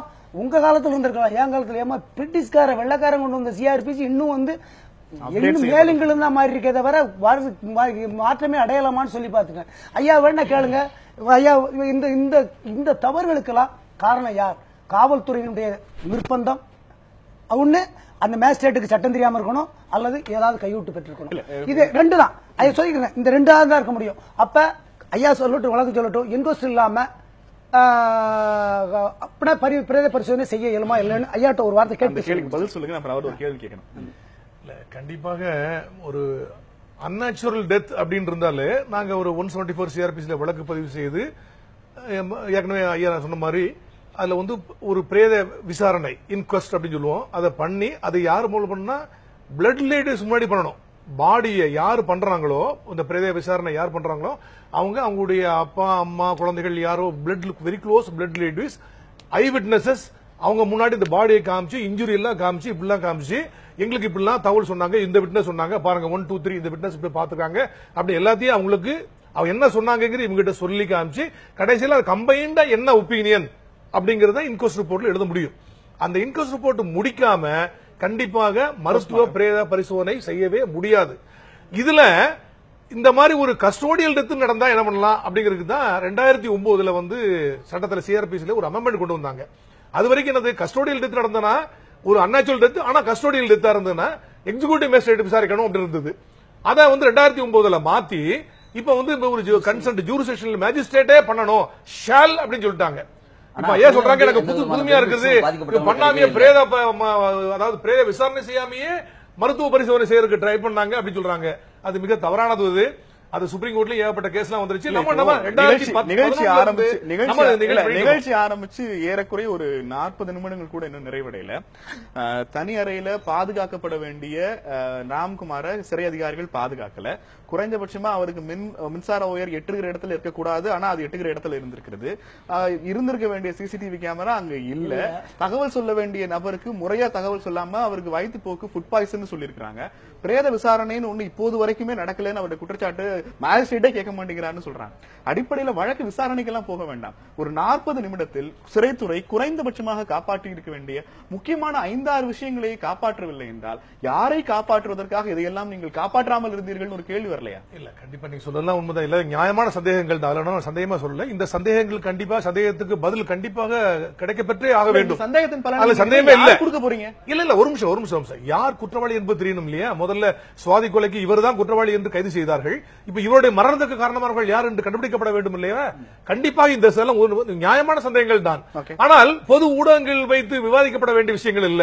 இது புலன் விசாரணை அலுவலருக்கோ அல்லது மேஜிஸ்ட்ரேட்டுக்கோ இந்த தகவல் எல்லாம் சொல்லி இவங்க நிரூபிக்க வேண்டிய இவங்களுக்கு கடமை. ஆனால் அதுக்கு மேல இல்ல உண்மை ஃபேக்ட்ஸ் எல்லாம் இருந்தாங்கன்னா பிரைமா ஃபேஸ் கேஸ் இருந்து சப்ஸ்டன்ஷியல் எவிடன்ஸ் இருந்தனா நீதிமன்றத்தில் கண்டிப்பாக வழக்கறிஞர் கண்டிப்பாக நல்லா வாதாடுவாரு. குற்றவாளி யார் இருந்தாலும் தண்டிக்கப்படுவார். கேட்பதற்காக இடம் இருப்பதாக சொன்ன கேள்வி, சென்னையில ஒரு இளம் பொறியாளர் சுவாதி நுங்கம்பாக்கத்துல படுகொலை செய்யப்படுறாங்க. அந்த விசாரணையை ஊடகங்களுடைய பெரிய அழுத்தம் காரணமாகவும் அரசியல் கட்சிகள் நிர்பந்தம் காரணமாகவும் ரொம்ப தீவிரமாக காவல்துறை தேடிட்டு இருக்காங்க. உங்க ஸ்டேட்மெண்ட் படி, அவருடைய தரப்பு வழக்கறிஞர் ஸ்டேட்மெண்ட் படி ராம்குமாருக்கும் சுவாதிக்கும் எந்த தொடர்புமே இல்லை. குறைந்தபட்சமாக எந்த விதமான ஆதாரமுமே இல்லாமல் ஒரு டீம் இங்கிருந்து கிளம்பி போய் பாளையங்கோட்டை மீனாட்சிபுரத்தில் இருக்கிற ராம்குமாரை கைது செய்வது என்பது எந்த வகையிலுமே யோசிக்க முடியாத கற்பனையாக இருக்கிறது. இங்க எங்கேயாவது ஒரு இடத்துல லிங்க் இருந்து சந்தேகத்தின் பேர்ல கூட அரெஸ்ட் பண்ணலாம். ஆனா உங்களை பொறுத்த வரைக்கும் எந்த தொடர்பும் கிடையாது. ஆனா எப்படி கரெக்டா இந்த ட்ராக்ல வந்து அந்த லிங்க் தான் நான் சொல்றேன். அங்க லிங்க் இருக்கு. கூலிப்படையினர் வந்து அந்த பகுதியை சேர்ந்தவர்கள், இந்த வழக்கில் கூலிப்படையை சேர்ந்தவர்கள், அந்த பகுதியை சேர்ந்தவர்கள், அவர்களை பிடிச்சாச்சுன்னா இந்த கூலிப்படையை ஏவனவங்க யாரு அப்படிங்கிறது வெளியே வரும். அதனால வந்து என்ன செய்யறாங்கன்னா அப்பாவி அங்க தேடி போயில முதல்ல என்ன சொல்றான், முத்துக்குமார் வீடு எதுன்னு தான் கேக்குறாங்க, ராம்குமார் வீடு எதுன்னு கேட்கல. அந்த முத்துக்குமாருங்கிறவங்க தான் முத்துக்குமாரத்தான் வந்து தமிழச்சி பதிவு பண்ணியிருந்தாங்க. அந்த முத்துக்குமாருக்கு பதிலாக ராம்குமார் ஒரு நீதிபதியாக இருந்தோம். எனக்கு அடிப்படை கேள்வி, எந்த விதமான முகாந்திரமும் இல்லாமல் சென்னையில காவல்துறை அதிகாரிகள் எல்லாம் கூடி சுவாதி கொலை கேஸ்ல நாம ஒரு ஆளை கண்டுபிடிச்சாமணும், நேரா இங்க இருந்து பாளையங்கோட்டை கிளம்பி போய் மீனாட்சிபுரத்துல யாராவது ஆடு மேய்ச்சிருக்கிற நபரை முடிக்கணும். ஒரே நிமிஷம். அப்படி முடிப்பதற்கு, அப்படி திட்டமிடுவதற்கு ஏதேனும் சாத்தியம் இருக்கிறதான்னு கேட்கிறேன். நீங்க இப்ப சிறை வட்டாரத்துல சிறைத்துறையில என்னென்ன விதிகள் மீறப்பட்டிருக்குதுன்னு உங்க சார்பா நான் ஒரு பெரிய பட்டியல் வாசிச்சேன். காவல்துறை தரப்பிலிருந்து இருந்து எனக்கு இருக்கிற கேள்வி, எந்த முகாந்திரமும் இல்லாமல் தூரம் டிராவல் பண்ணி போய் ஒரு ஆளை முகாந்திரம் இருக்குன்னு சொல்றேன். என்ன முகாந்திரம்? முகாந்திரம் வந்து கூலிப்படையை சேர்ந்தவர்கள் அந்த ஏரியாவில் தான் இருக்காங்க. அந்த ஏரியாவில இருந்து ஒரு இன்னசென்ட் அரெஸ்ட் பண்ணணும் காவல்துறையோட அஜெண்டா இல்ல. அந்த ஏரியாவில் முத்துக்குமாரத்தான் கைது பண்ணி இதே மாதிரி இது பண்ணி க்ளோஸ் பண்ணிடணும்னு நினைக்காங்க. ஆனால் என்ன தவறுதலாக என்ன செய்தாங்கன்னா ராம்குமாரை அரெஸ்ட் பண்ணிருந்தாங்க. இதுதான் அங்க நடந்தது.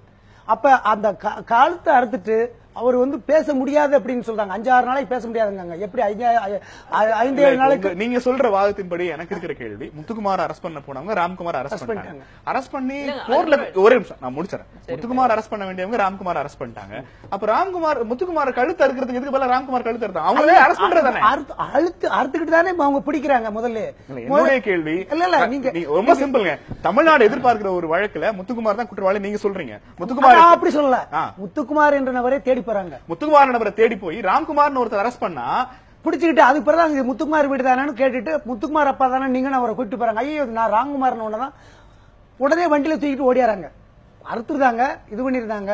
அதுக்கு பிறகுதான் அவங்களுக்கு தெரியுது ஏதோ தவறு பண்ணிட்டோம். அப்ப அந்த தவறவே நியாயப்படுத்துவோம். இதுதான் இல்ல இந்த சித்தரன் சார் இதற்கு வாய்ப்பு இருக்கு. இல்ல நிச்சயமாக இல்ல. இது வந்து மிக சரியான கற்பனை. நண்பர் வந்து நீங்க வந்து கற்பனை தெரிந்தவர். இல்ல நான் முடிச்சுக்கிறேன். அவர் பேசுறதுக்கு பதில் அளிக்கிறது இல்ல. ராமராஜ் சார் அவருக்கு பேசுறதுக்கு பதில் கொடுங்க. நீங்க பதில் சொல்லுங்க. நீங்க பேசும்போது நான் தேடவே இல்லை. கற்பனைன்னு சொல்லாங்க. இப்போ அவங்க வந்து வழக்கறிஞர் மட்டும் இல்ல, முன்னாள் நீதிபதியும் கூட. நல்ல சட்டம் மிகவும் நன்றாக தெரிந்தவர். இந்த மாதிரி வழக்குகள் பல்வேறு வழக்குகளை சரி பண்ணது. காவல்துறை அப்படி வந்து பொய்யான ஒரு வழக்கு ஜோடிச்சு ஒரு நபர் மேல நாங்க வந்து அரெஸ்ட் பண்ணி நீதிமன்றத்தில் காவலுக்கு உட்படுத்தினா ஐயா வந்து காவலுக்கு ஏற்க வேண்டிய அவசியமே கிடையாது. ஏதாவது கொடுத்தா இல்ல நீங்க சொல்ற எல்லா விஷயமும் பொதுவாக ராம்குமார் வெளியில வந்து பேசியிருந்தா மட்டும்தான் மிக வருத்தத்துக்குரிய பேசாதீங்க. ஒரு ஜனநாயக நாட்டில் ஒரே நீங்க கடைசியா சித்தனன் சார்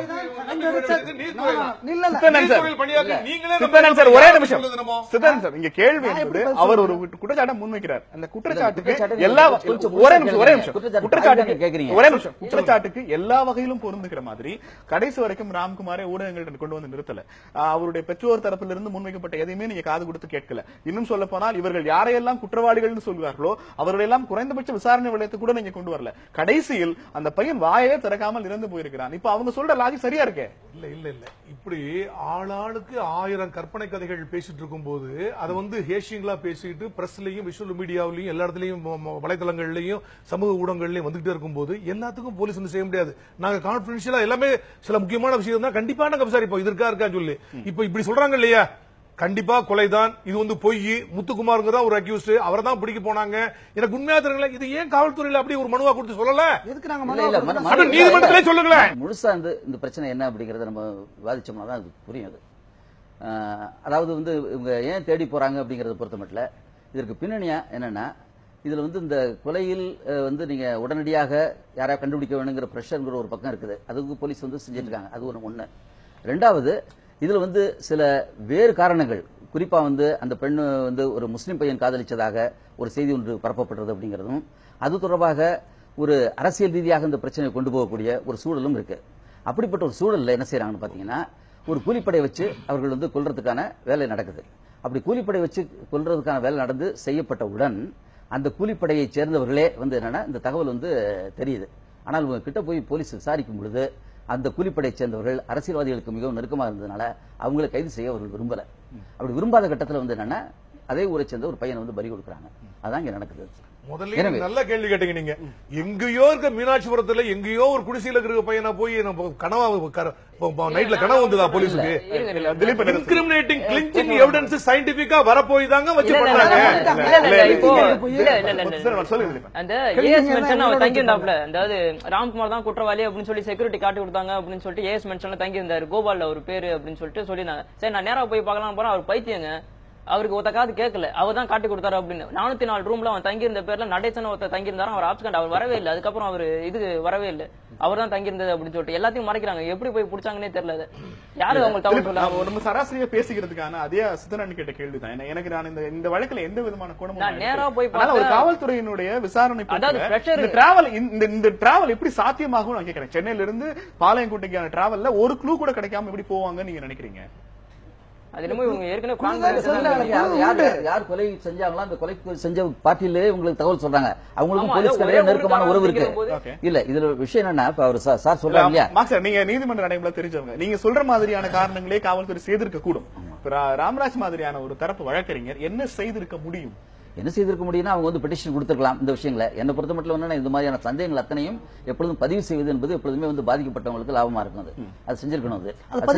இல்ல அது ஒண்ணு கேளுங்க, முடிச்சாரா அவர் பதிவு பண்றது இருக்கட்டும். இன்னொரு பக்கம் அவர் கேட்டார் இல்லையா, அது எதுவுமே இந்த குற்றச்சாட்டுகள் வந்து நீங்க வந்து கவனத்தை கொண்டு வரலன்னு சொல்லி மீடியாவில் வந்து நீங்க சோசியல் மீடியாவில் மிக விரிவாக தெளிவாக நபர்கள் பெயர்களை குறிப்பிட்டு இன்னார்கள் கொலை செஞ்சாங்க, இதற்கு பின்னாடி இந்த அரசியல்வாதி இருக்காரு அப்படின்லாம் சொல்லி அதற்கு அடிப்படையில் வந்து என்னன்னா அந்த அரசியல்வாதி வந்து ஒரு போலீஸ்ல ஒரு புகார் கொடுத்து அந்த புகாரின் அடிப்படையில் இந்த பையன் அழைச்சிட்டு போய் அவர் சித்திரவதை பண்ணிருக்காங்க, இன்னொரு பெண் மேலையும் வழக்கு போடுறதா வந்து மிரட்டிருக்காங்க. இவ்வளவு நடந்திருக்கு. அப்ப அந்த பாருங்க அந்த பெண் என்ன சொல்றாங்கன்னா இது வந்து சேலஞ்ச் பண்றாங்க, இது வேணா என்கிட்ட வந்து விசாரிங்கன்னு சொல்லி.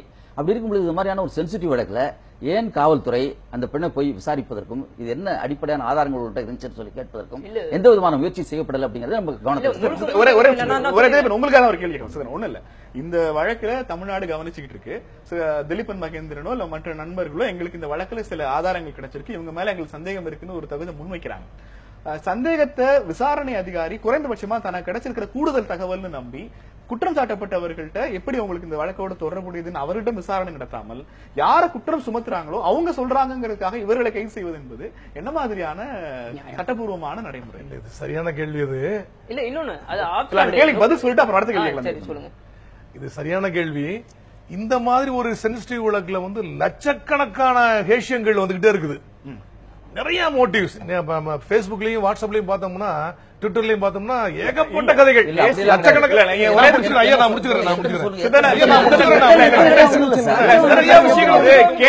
கேள்விக்கான பதிலா இருக்குமே தவிர விடையா இருக்குமா? ஏன்னா நீங்க சொல்ற 1000 லட்சம் ஹேஷியங்களும் சில பேர்களுக்குள்ள மொத்தமா அடங்கிடுச்சு.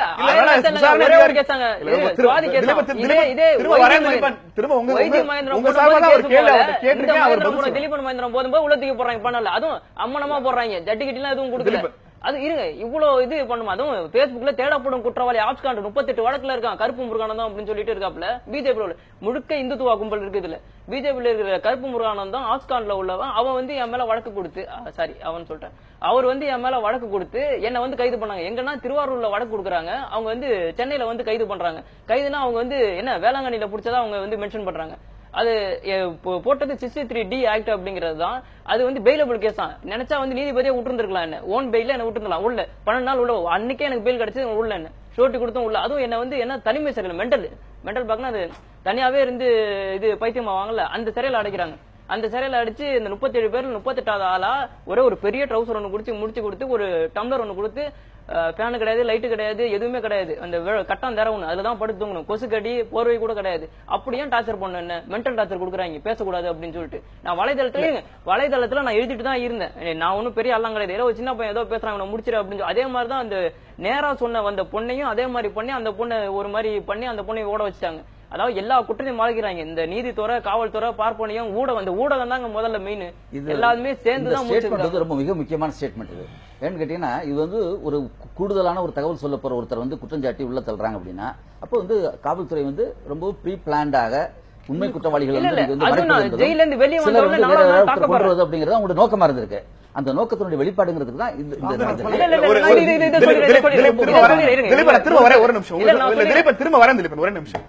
ரொம்ப எளிமையான கேள்வி. ஒரு கொலை வழக்கு தமிழகம் முழுக்க சீரப்பட்ட வழக்கு விசாரிச்சுட்டு இருக்காங்க.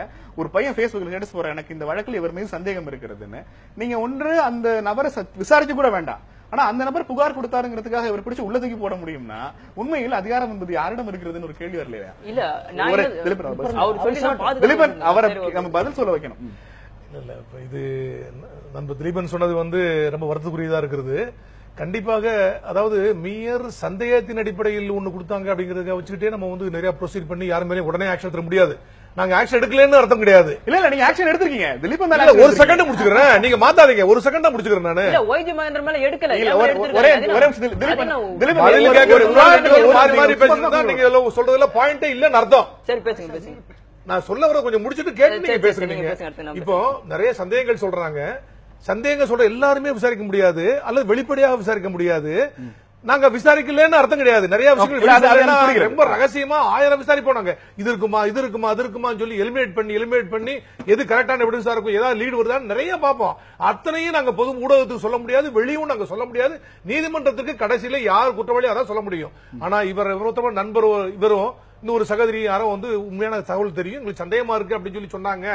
அதுல போய் நாங்க போய் தகவல் சொல்ல போனவங்க எங்களுக்கு ஹெல்ப் பண்ணாம எங்களை பிடிச்சு உள்ள போட்டாங்க, வாய்ஸ் பண்ணிட்டாங்க அப்படி சொல்றாங்க இல்லையா? இது வந்து மிக வருத்தக்குரிய தகவலா தெரிகிறது. உண்மையில் என்ன நடந்தது, என்ன ரிப்போர்ட் யார் கொடுத்திருக்காங்க அப்படிங்கிறது தெரியாது. தெரியாம அதுல முழுமையா பேச முடியாது. ஆனால் இந்த மாதிரி தகவல் கொடுக்க போறவரை மேல கேஸ் ஃபாய்ஸ் பண்ணாங்கன்னா மிக கண்டனத்துக்குரியது. ஒரே நிமிஷம். ஓய்வு பெற்ற காவல்துறை அதிகாரி என்கிற அடிப்படையில் தான் உங்களை கூப்பிட்டுருக்கோம். உங்களை கார்னர் செய்வது என்பது இந்த நிகழ்ச்சியோட நோக்கம் அல்ல. ஆனால் நீங்க அது வெளிப்படையா பல இடங்கள்ல இந்த ஒட்டுமொத்த விசாரணையிலுமே எங்கெல்லாம் பிழை ஏற்பட்டு கொண்டே இருக்கிறதுங்கிறத தொடர்ச்சியா பதிவு பண்றீங்க. என்னுடைய கேள்வி, இத்தனை பிழைகளுக்கு மத்தியில் நடந்த விசாரணையில் இறுதியாக நடைபெற்ற மரணம் தற்கொலையாகத்தான் இருக்கும் என்று எப்படி நம்ப முடியும்? ஃபைனலிட்டிக்கே வரலையே. இது ஒரு அன்நேச்சுரல் டெத்துங்க. தற்கொலைனே சொல்ல முடியாதுங்க யாருமே. அன்நேச்சுரல் டெத் அவ்வளவுதான். இதுல வந்து இப்ப சிறைத்துறையில கொடுக்கப்பட்ட ரிப்போர்ட்ல இந்த மாதிரி ஒரு சம்பவம் நடந்திருக்கு, எபிசோட் நடந்திருக்கு அப்படி கொடுத்துருக்காங்க. அவங்க சிறைத்துறை அதிகாரிகள் கொடுத்த ரிப்போர்ட்டின் பேரில் ஒரு 176(1) ஒரு வழக்கு பதிவு செய்யப்பட்டிருக்கிறது. அதை வந்து இப்ப நீதித்துறையில் சேர்ந்த நீதித்துறை நடுவர் விசாரணைக்கு உட்படுத்தப்பட்டிருக்கிறது. இப்ப ஐயா சொன்ன மாதிரி நாளைக்கு பிரேத விசாரணை நடந்து பிரேத மருத்துவ பரிசோதனை நடந்து ஏகப்பட்ட எவிடன்ஸ் எல்லாம் கலெக்ட் பண்ணி எல்லாம் பண்ணி அங்க எல்லாம் வீடியோ எடுத்து எல்லாமே பண்ணி முடிச்ச பிறகுதான் இது உண்மையிலேயே ஒரு விபத்தா நடந்ததா அல்லது தற்கொலையா நடந்ததா இல்ல வேற ஏதாவது ஒரு ஹோமிசைடு மாதிரி ஒரு சம்பவம் நடந்திருக்கிறதா இங்க அப்படிங்கிறது விசாரணை முடியல் தான் தெரிய வரும். அதுக்கு முன்னாடி நம்ம வந்து வெரி மச் இப்ப வந்து எல்லா சந்தேகங்களும் நம்ம சொல்லிட்டு திலீபனும் சரி மார்க்ஸும் சரி தொடர்ச்சியாக முன்வைக்கிற வாதம் என்பது காவல்துறையினுடைய மிஸ்லீடிங் அல்லது வந்து விசாரணையில பிழையெல்லாம் இல்ல, இது எக்ஸ்டர்னல் போர்ஸ் ஒன்னு இயக்கி கொண்டிருக்கிறது, அதன் அடிப்படையில காவல்துறையினர் திக்கு தெரியாமல் செய்கிறார்கள் தான் ரெண்டு பேரும் இல்ல. மிக தவறானது. இப்படி நம்ம போனோம்னா யாருமே நம்பாம நீங்க எல்லா கேஸ் முக்கியமான கேஸ்ல போறோம். ஒரு சென்சிட்டிவ் கேஸ் வந்து ஒரு சென்சிட்டிவ் கேஸ்ல இல்ல இந்த மாதிரி பல்வேறு விஷயமான ஒரு இதெல்லாம் வரும்போது சில முரண்பாடுகள் வருது. அங்க கேரண்டி வச்சுக்கிட்டு உடனே வந்து இது அரசாங்கம் தான் சம்பந்தப்பட்டிருக்கு, இதுல முக்கியமான நபர்கள் சம்பந்தப்பட்டிருக்காங்க, காவல்துறை ஃபாய்ஸ் பண்ணிருக்காங்க, போய் கேஸ் போடுறாங்க அப்படின்னு பொதுவா எந்த விதமான அலிகேஷன் இந்த மாதிரி ஒரு சப்ஸ்டான்ஷியல் எவிடன்ஸ் இல்லாம சும்மா இந்த மாதிரி பொத்தாம் குற்றச்சாட்டு மிக வருத்தத்துக்குரியது. நம்ம ஜனநாயக நாட்டுல போலீஸ் ஆதாரங்களோடு நம்பி ஆகணும். ஆதாரங்களோடு தெரியாத ஆதாரங்களோடு முன்வைத்த காவல்துறை மீதான எல்லாமே அனுமானங்கள் இல்ல. காவல்துறை காவல்துறை மீது இதுவரை ஆதாரங்களோடு முன்வைத்த குற்றச்சாட்டுகளுக்கு முறையான பதில் கிடைத்திருந்தாலே இந்த மாதிரியான ஹேஷியங்களுக்கே வழி இருந்திருக்காது. சொல்லக்கூடிய எனக்கு இவங்க சந்தேகமா இருக்கலாம், போலீஸ் பதில் சொல்ல முடியாதுங்க, சொல்லக்கூடாதுங்க. இன்வெஸ்டிகேஷனுடைய போக்கையே மாத்தி ஒண்ணு இல்லைங்க. அந்த பையன் தப்பா பொய் சொல்லியிருந்தானா நீங்க பொய் சாட்சி சொல்லியிருக்கா வழக்கு அது கரெக்ட். அவர் என்ன எந்த என்னுடைய கேள்வி, இவர்கள் திட்டமிட்டு கொடுத்த தகவல் அடிப்படையில் கண்டிப்பாக விசாரணை நடத்தப்பட்டிருக்க வேண்டும். அதுல வந்து கேஸ் ரிஜிஸ்டர் பண்ண மாதிரி இருந்ததுன்னா பண்ணிருக்கலாம், இல்லன்னா வேற அது ஒரு கான்ஃபரன்ஸ் இன்ஃபர்மேஷன் இருந்ததுன்னா என்ன லீடு கிடைக்குது என்னமான தகவல் கிடைக்குங்கிறது கண்டிப்பா விசாரிச்சிருக்கலாம். ஆனா இவர் மேல கொடுக்கப்பட்ட ரிப்போர்ட் என்ன ரிப்போர்ட் யார் கொடுத்தாங்க ரிப்போர்ட் நமக்கு தெரியாம பேசுறது உசிதமா இருக்கு. தொடர்ந்து பேசலாம். தொடர்ச்சியாக தமிழகம் முழுக்க கேள்விகள் எழுப்பி இருக்கிற ராம்குமாரின் மரணம் குறித்து இன்றைய கேள்வி நேர நிகழ்ச்சியை பேசிக் கொண்டிருக்கிறோம். இன்னும் சில கேள்விகள் நமக்கு இருக்கிறது, தொடர்ந்து பேசலாம் ஒரு சிறிய இடைவேளைக்கு பிறகு.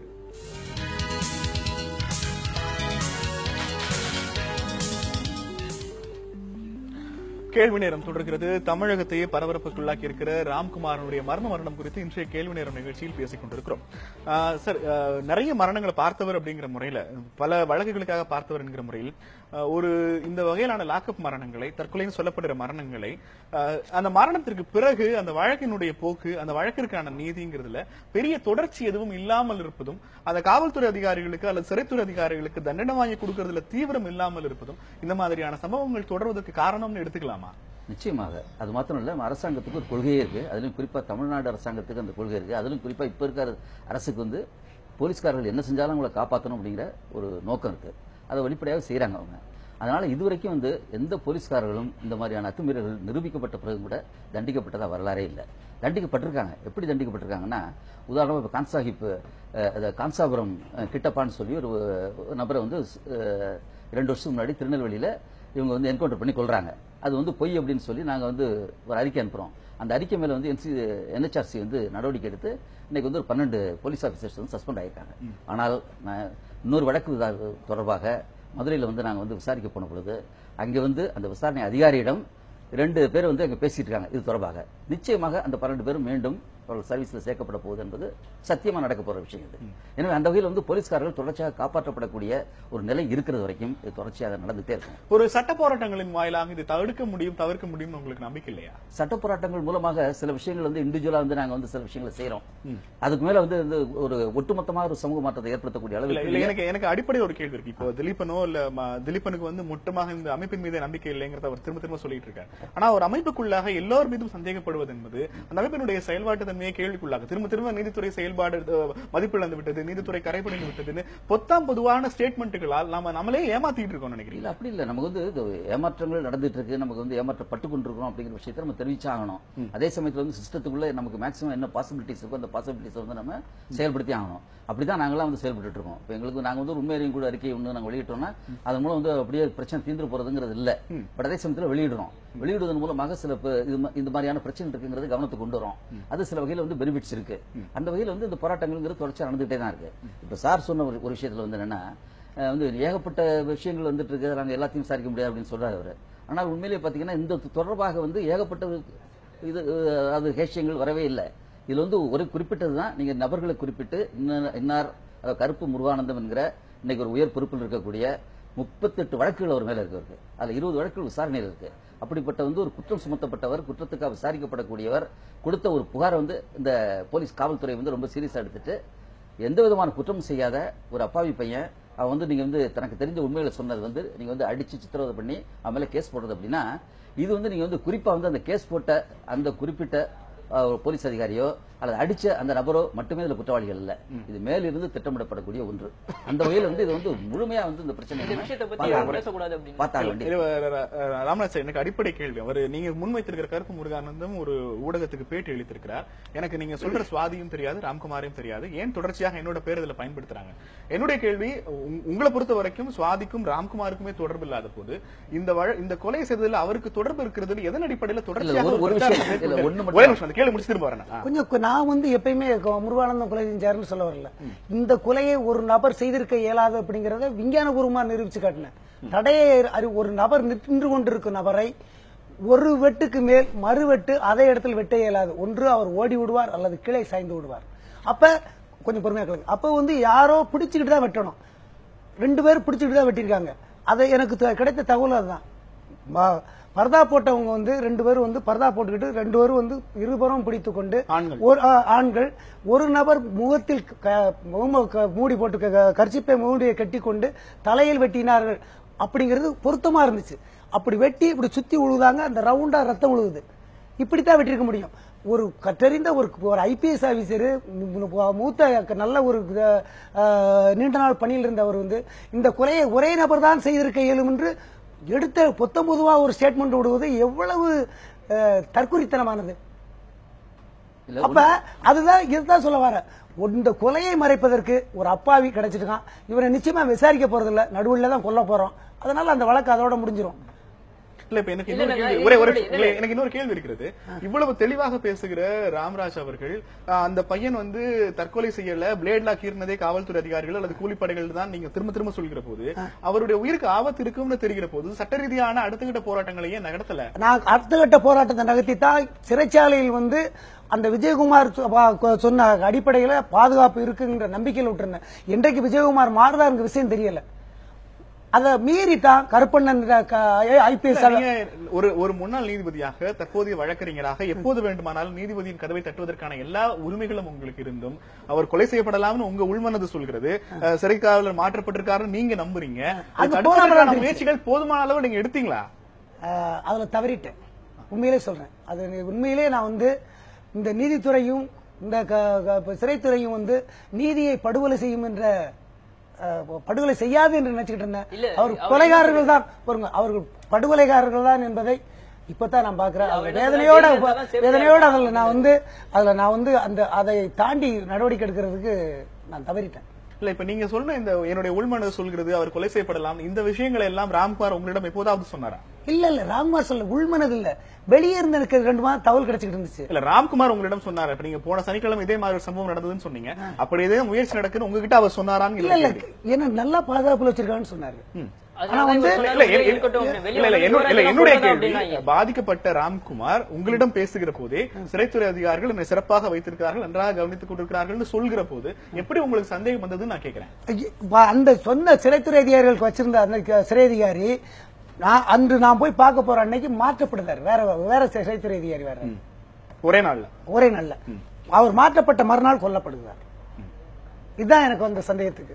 ஏன்னா அந்த சிறைத்துறை அதிகாரி வந்து அவர் வந்து ரொம்ப கேஷுவலா நான் பாத்துக்கிறத, நிச்சயமாக அவனை வந்து நான் பாத்துக்கிறத, நீங்க பெயில் போடுறதுக்கு மட்டும் முயற்சி பண்ணுங்க, 90 நாள் வரைக்கும் வெயிட் பண்ணுங்க. அந்த 10 நாள் இருக்கு. தைரியம் நேர்மையான காவல்துறையாக இருந்தால், நேர்மையான நீதித்துறையாக இருந்தால் நினைஞ்சிருக்கும், அவரை வந்து சட்டத்துக்கு முன் நிறுத்தி தண்டனை வாங்கி கொடுத்திருக்கணும். இப்ப வந்து இன்னும் வந்து ராம்குமார் தான் நாங்க இப்பயும் சொல்றோம், ராம்குமார் குற்றவாளி அல்ல. இந்த தைரியம் இருந்தால், இந்த நீதித்துறைக்கு தைரியம் இருந்தால் அந்த வழக்கை வந்து இந்த காவல்துறை நடத்த தயாரா இருக்கா? ராம்குமார் குற்றவாளி இல்லையா, நீங்க தொடர்ந்து வாதாட தயாரா இருக்கும். வழக்கை நடத்தணும், நடத்தி மக்கள் மத்தியில் ராம்குமார் குற்றவாளி என்று நிரூபிக்கணும். அப்பனா நாங்க கொலை செய்யப்படலன்னு ஒத்துக்கிறோம். இல்லாத பட்சத்தில் வந்து ராம்குமாரை கொலை செய்தது காவல்துறை மட்டுமல்ல, நீதித்துறையும் சேர்த்தான் சொல்லுவேன். திலீபன், எனக்கு கேட்க வேண்டிய மிக முக்கியமான கேள்வி, அவர் கருப்பு முருகானந்தம் நீங்க திரும்ப சொன்ன பெயர், பாஜகவினுடைய பொதுச் செயலாளர். அவர் வந்து ஒரே ஒரு தடவை தான் சொன்னேன். அதாவது என்னுடைய கேள்வி, நீங்க பிரான்ஸ்ல இருக்கிற தமிழச்சி என்கிற பெண்மணி, இவர்கள் இருவரும் தான் ஒரு பெயரை முன்வைக்கிறீங்க. எந்த ஆதாரமும் இல்லாமல் சுவாதி கொலை வழக்கில் ராம்குமார் கைது பண்ணாங்கிற உங்க குற்றச்சாட்டு உண்மைனா, எந்த ஆதாரமும் இல்லாமல் நீங்களும் இன்னொரு பெயரை தொடர்ந்து சொல்லிக்கிட்டே இருக்கிறீங்க. ஆதாரம் எங்கிறது அவருடைய கேள்வி. எதன் அடிப்படை, ஒரு யூகத்தின் அடிப்படையில் நீங்க தொடர்ச்சியான ஒரு ப்ரொபகண்டாவை பண்ணிட்டே இருக்கீங்க. அவர் நான் கொலை பண்ணதான் நான் ஒரு தடவை சொன்னது கிடையாது. அதாவது கொலை பண்ணவங்களுக்கு அவர் பாதுகாப்பு கொடுத்தாதான் சொன்னேன். அதாவது எனக்கு வந்து எதன் அடிப்படையில் சொன்னீங்க? அதாவது எனக்கு எப்படி சொன்னாருன்னா, எனக்கு குழந்தை எதன் அடிப்படையில் இப்ப எனக்கு எப்படி தான் வந்ததுன்னா, திருநெல்வேலிக்கு நான் போயிருக்கேன், நான் 4-5 தடவை போயிருக்கேன். எனக்கு வந்து ஒருத்தர் சொன்னாரு, இது மாதிரி இருக்கு, எனக்கு குழந்தை குட்டி இருக்கு, எனக்கு எல்லா விஷயமும் தெரியும், ஆனா நான் வெளியே சொன்னா எனக்கு கொண்டுருவாங்க, எனக்கு பயமா இருக்கு அப்படின்னு சொல்லிட்டு என்கிட்ட சொன்னாரு. இப்ப நானும் உங்க கூட வரேன். எதன் அடிப்படையில, தரவுகளின் அடிப்படையிலயா, ஆதாரங்களின் அடிப்படையிலயா, தனி மனிதர்களின் அடிப்படையிலயா, வாக்குமூலத்தின் அடிப்படையில, இந்த அடிப்படையில இல்லாமல் யார் வேண்டுமானாலும் யார் மீது வேண்டுமானாலும் ஒரு புகாரை சுமத்திட்டு அவர் தான் குற்றவாளின்னு சமூக வலைத்தளத்தில் எனக்கு ப்ரொஃபைல் இருக்கு நம்ப வைக்கிறதுக்கு என்ன மாதிரியான அணுகுமுறை? நம்ப இதுதாங்க சொன்னேன். ஒரே ஒரு தடவை தான் சொல்லியிருந்தேன். இது மாதிரி அவர் பாதுகாப்புல அந்த 3 பேர் இருக்காங்க அப்படின்னு சொல்லியிருந்தேன். அதாவது முத்துக்குமார், உங்களுக்கு கிடைச்ச ஒரு உறுதியற்ற தகவல், உறுதியான தகவல் ஒரே ஒரு தடவை தான். இவர் மறுபடியும் பேச வந்தா, இது புகார் கொடுத்த உடனே இவங்க ஆக்ஷன் எடுக்க வந்தா மறுபடியும் தான் கருப்பு முருகானந்தம் ஏன் இவ்வளவு பதைக்கிறாரு, ஏன் இது பண்றாரு அப்படின்னு சொல்லி தான் கேள்வி வந்தது. இங்க ஒரே ஒரு தடவை தான் சொல்ல. அவரு நான் இதெல்லாம் உங்களால் நீங்க திருநெல்வேலி விசாரிச்சிருக்கீங்க, உங்ககிட்ட ஒருத்தர் சொல்லிருக்காங்க, இதையெல்லாம் நீங்க ஏதாவது ஒரு இடத்துல கொண்டு போய் நிரூபிக்கணும். இப்போது நீங்கள் வாழ்கிற இந்த ஜனநாயக நாட்டில் நீதி வழங்குவதற்கு தான் நீதிமன்றம் இருக்கிறது. ராம்குமார் ஒரு வழக்கறிஞர் இருக்கிறார், நீங்க அவர்கிட்ட கை கோர்த்திருக்கலாம். உங்க தரப்பு ஒரு வழக்கறிஞர் எல்லா விஷயத்தையும் நான் ஷேர் பண்ணிக்கிறேன். அவர் அதாவது முதல்ல இருந்து நீங்க, அதாவது இதுல இந்துத்துவ சக்தி நிறைய இருக்குதுங்க. கொலை பண்ண முத நாளே பிலால் மாலிக் அப்படிங்கறதான் கொலை பண்ணா அப்படின்னு சொல்லி. என்னுடைய கேள்வி தெளிவான கேள்வி. நீங்க உங்களுக்கு கிடைச்ச தரவுகள் நீங்க நம்புறத சட்டப்பூர்வமான வழிகளில் ஒருவேளை கொண்டு போய் முன்னிறுத்திருந்தால் ராம்குமாரை காப்பாற்றி இருக்கலாம்னு நான் இப்ப சொல்றேன்.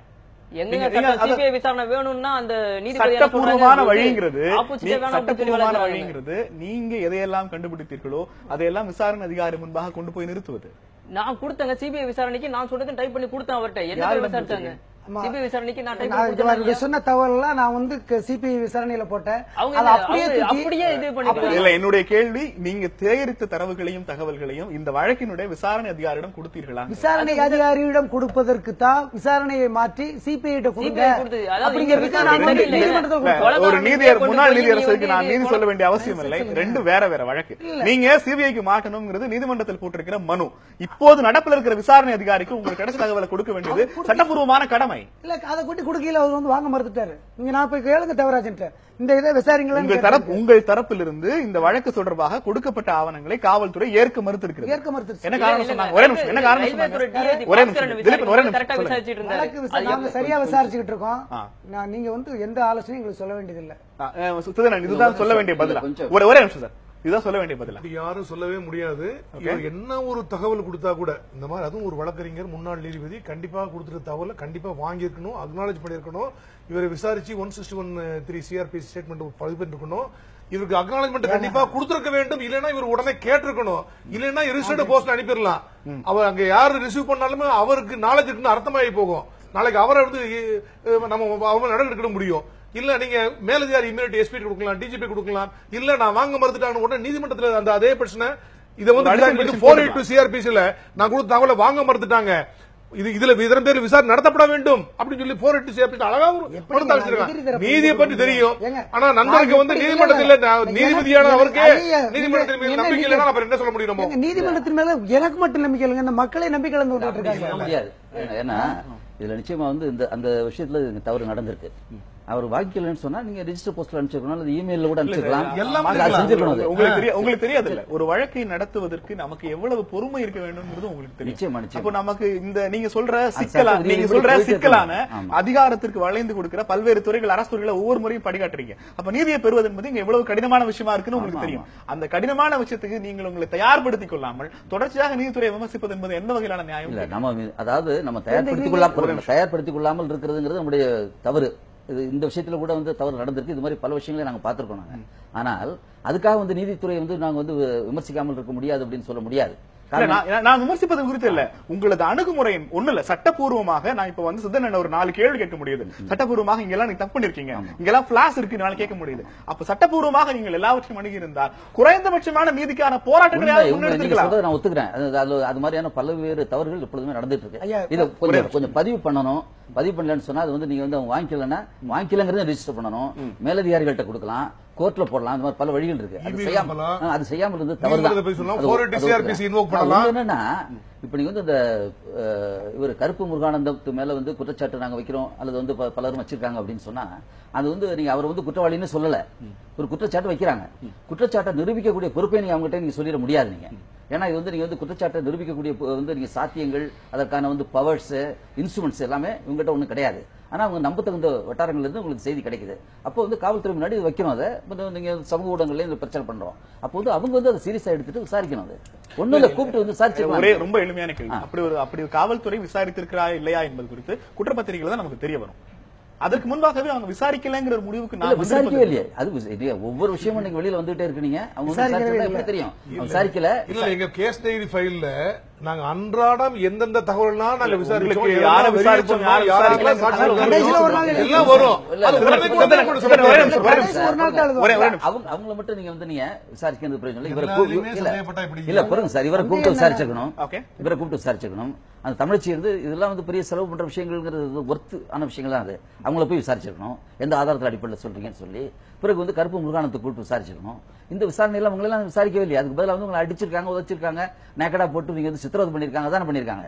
அப்ப எதையோ ஒண்ணு அவங்க மூடு மறைக்க விரும்புறாங்க அப்படிங்கறது அதுல யதார்த்தமான உண்மை. இந்த நிகழ்ச்சி நம்ம நிறைவு செய்ய வேண்டிய நேரம். எனக்கான கேள்வி, 2 மரணங்கள் நிகழ்ந்திருக்கிறது, சுவாதியினுடையதும் ராம்குமாருடையதும். 2 மரணத்திற்குமான நீதியை முறையாக கொண்டு போய் சேர்க்க வேண்டிய தளத்தில் இருப்பவர்கள் நாம். உடனடியாக அடுத்து அரசாங்கமும் காவல்துறையும் நீதித்துறையும் என்ன செய்யணும்னு எதிர்பார்க்கறீங்க சித்தனன் சார்? இதுல இப்ப நீங்க சொன்ன மாதிரி அப்பப்போ சில தகவல்கள் வந்து லோயர் லெவல்ல போலீஸ்ல இருந்து சில கசிஞ்சதுனால பல்வேறு சந்தேகத்துக்கு அது வித்துட்டது.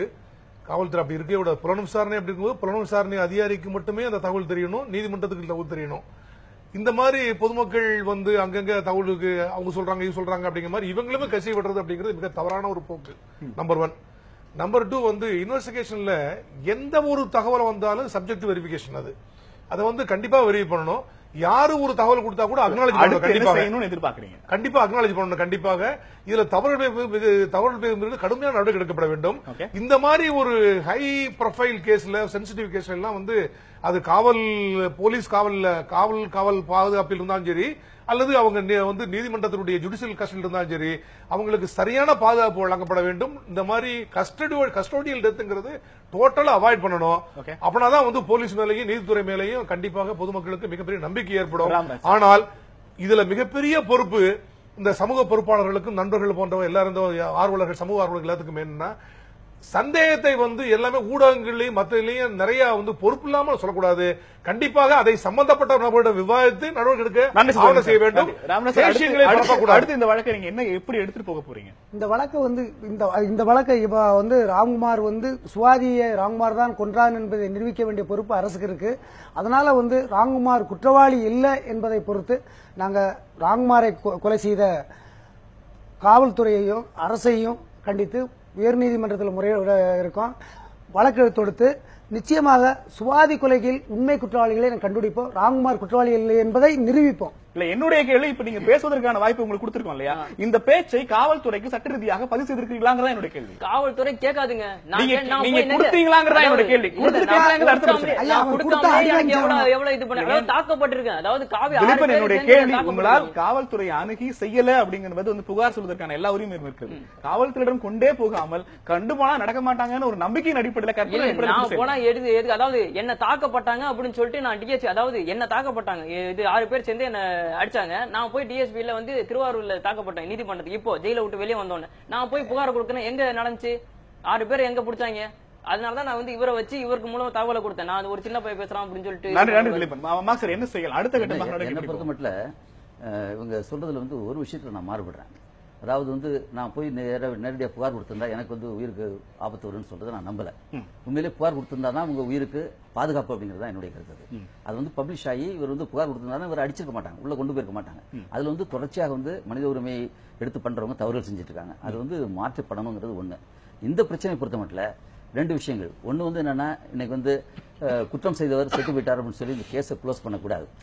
இது வந்து நீங்க வேற யாரும் இதை பண்ணிருக்கலாம் அப்படிங்கிற ஒரு சந்தேகம் இருக்கிற வரைக்கும் அந்த இன்வெஸ்டிகேஷன் வந்து சிபிஐ கொடுத்து அந்த இன்வெஸ்டிகேஷன் தொடர்ந்து செய்யப்படணும். ஒண்ணு. 2வது, இந்த அதாவது சிறைக்குள் அவர் வந்து கொல்லப்பட்டார் அல்லது இறந்தார் அப்படிங்கறத பத்தி இன்னும் எங்களுக்கும் கூட உறுதியான முடிவுகள்லாம் எதுவும் கிடையாது. இது தொடர்பான ஒரு நம்பிக்கையான விசாரணை செய்யப்படணும். அதுல வந்து ஒரு சிட்டிங் ஜட்ஜ் ஒன்று, ஹைகோர்ட் ஜட்ஜ் ஒருத்தர் மூலமாக ஒரு ஜுடிஷியல் என்கொயரி போடப்படணும். இந்த நிகழ்ச்சியில் நம்மோடு பங்கெடுத்த 4வருக்கும் கேள்வி நேரம் தனது மனமார்ந்த நன்றியை தெரிவித்துக் கொள்கிறது. இந்த விவாதத்தின் போது இந்த அவையில் இல்லாத பல நபர்கள் மீது பல புகார்கள் முன்வைக்கப்பட்டிருக்கிறது. அந்த நபர்கள் தங்களது கருத்தை முன்வைக்க விரும்பினால் கேள்வி நேரம் அதற்கான இடத்தை எப்போதும் கொடுக்க காத்திருக்கிறது. சுவாதி கொலைக்கு மட்டுமல்ல, ராம்குமாரினுடைய மரணத்திற்கும் நீதி தேவை என்கிற விஷயத்தை மீண்டுமாக இந்த கேள்வி நேரம் வலியுறுத்துகிறது. நிகழ்ச்சியில் நம்மோடு பங்கெடுத்த அத்தனை பேருக்கும் கேள்வி நேரம் தனது மனமார்ந்த நன்றியை தெரிவித்துக் கொள்கிறது. இன்னொரு சந்திக்கலாம். நன்றி, வணக்கம். Thank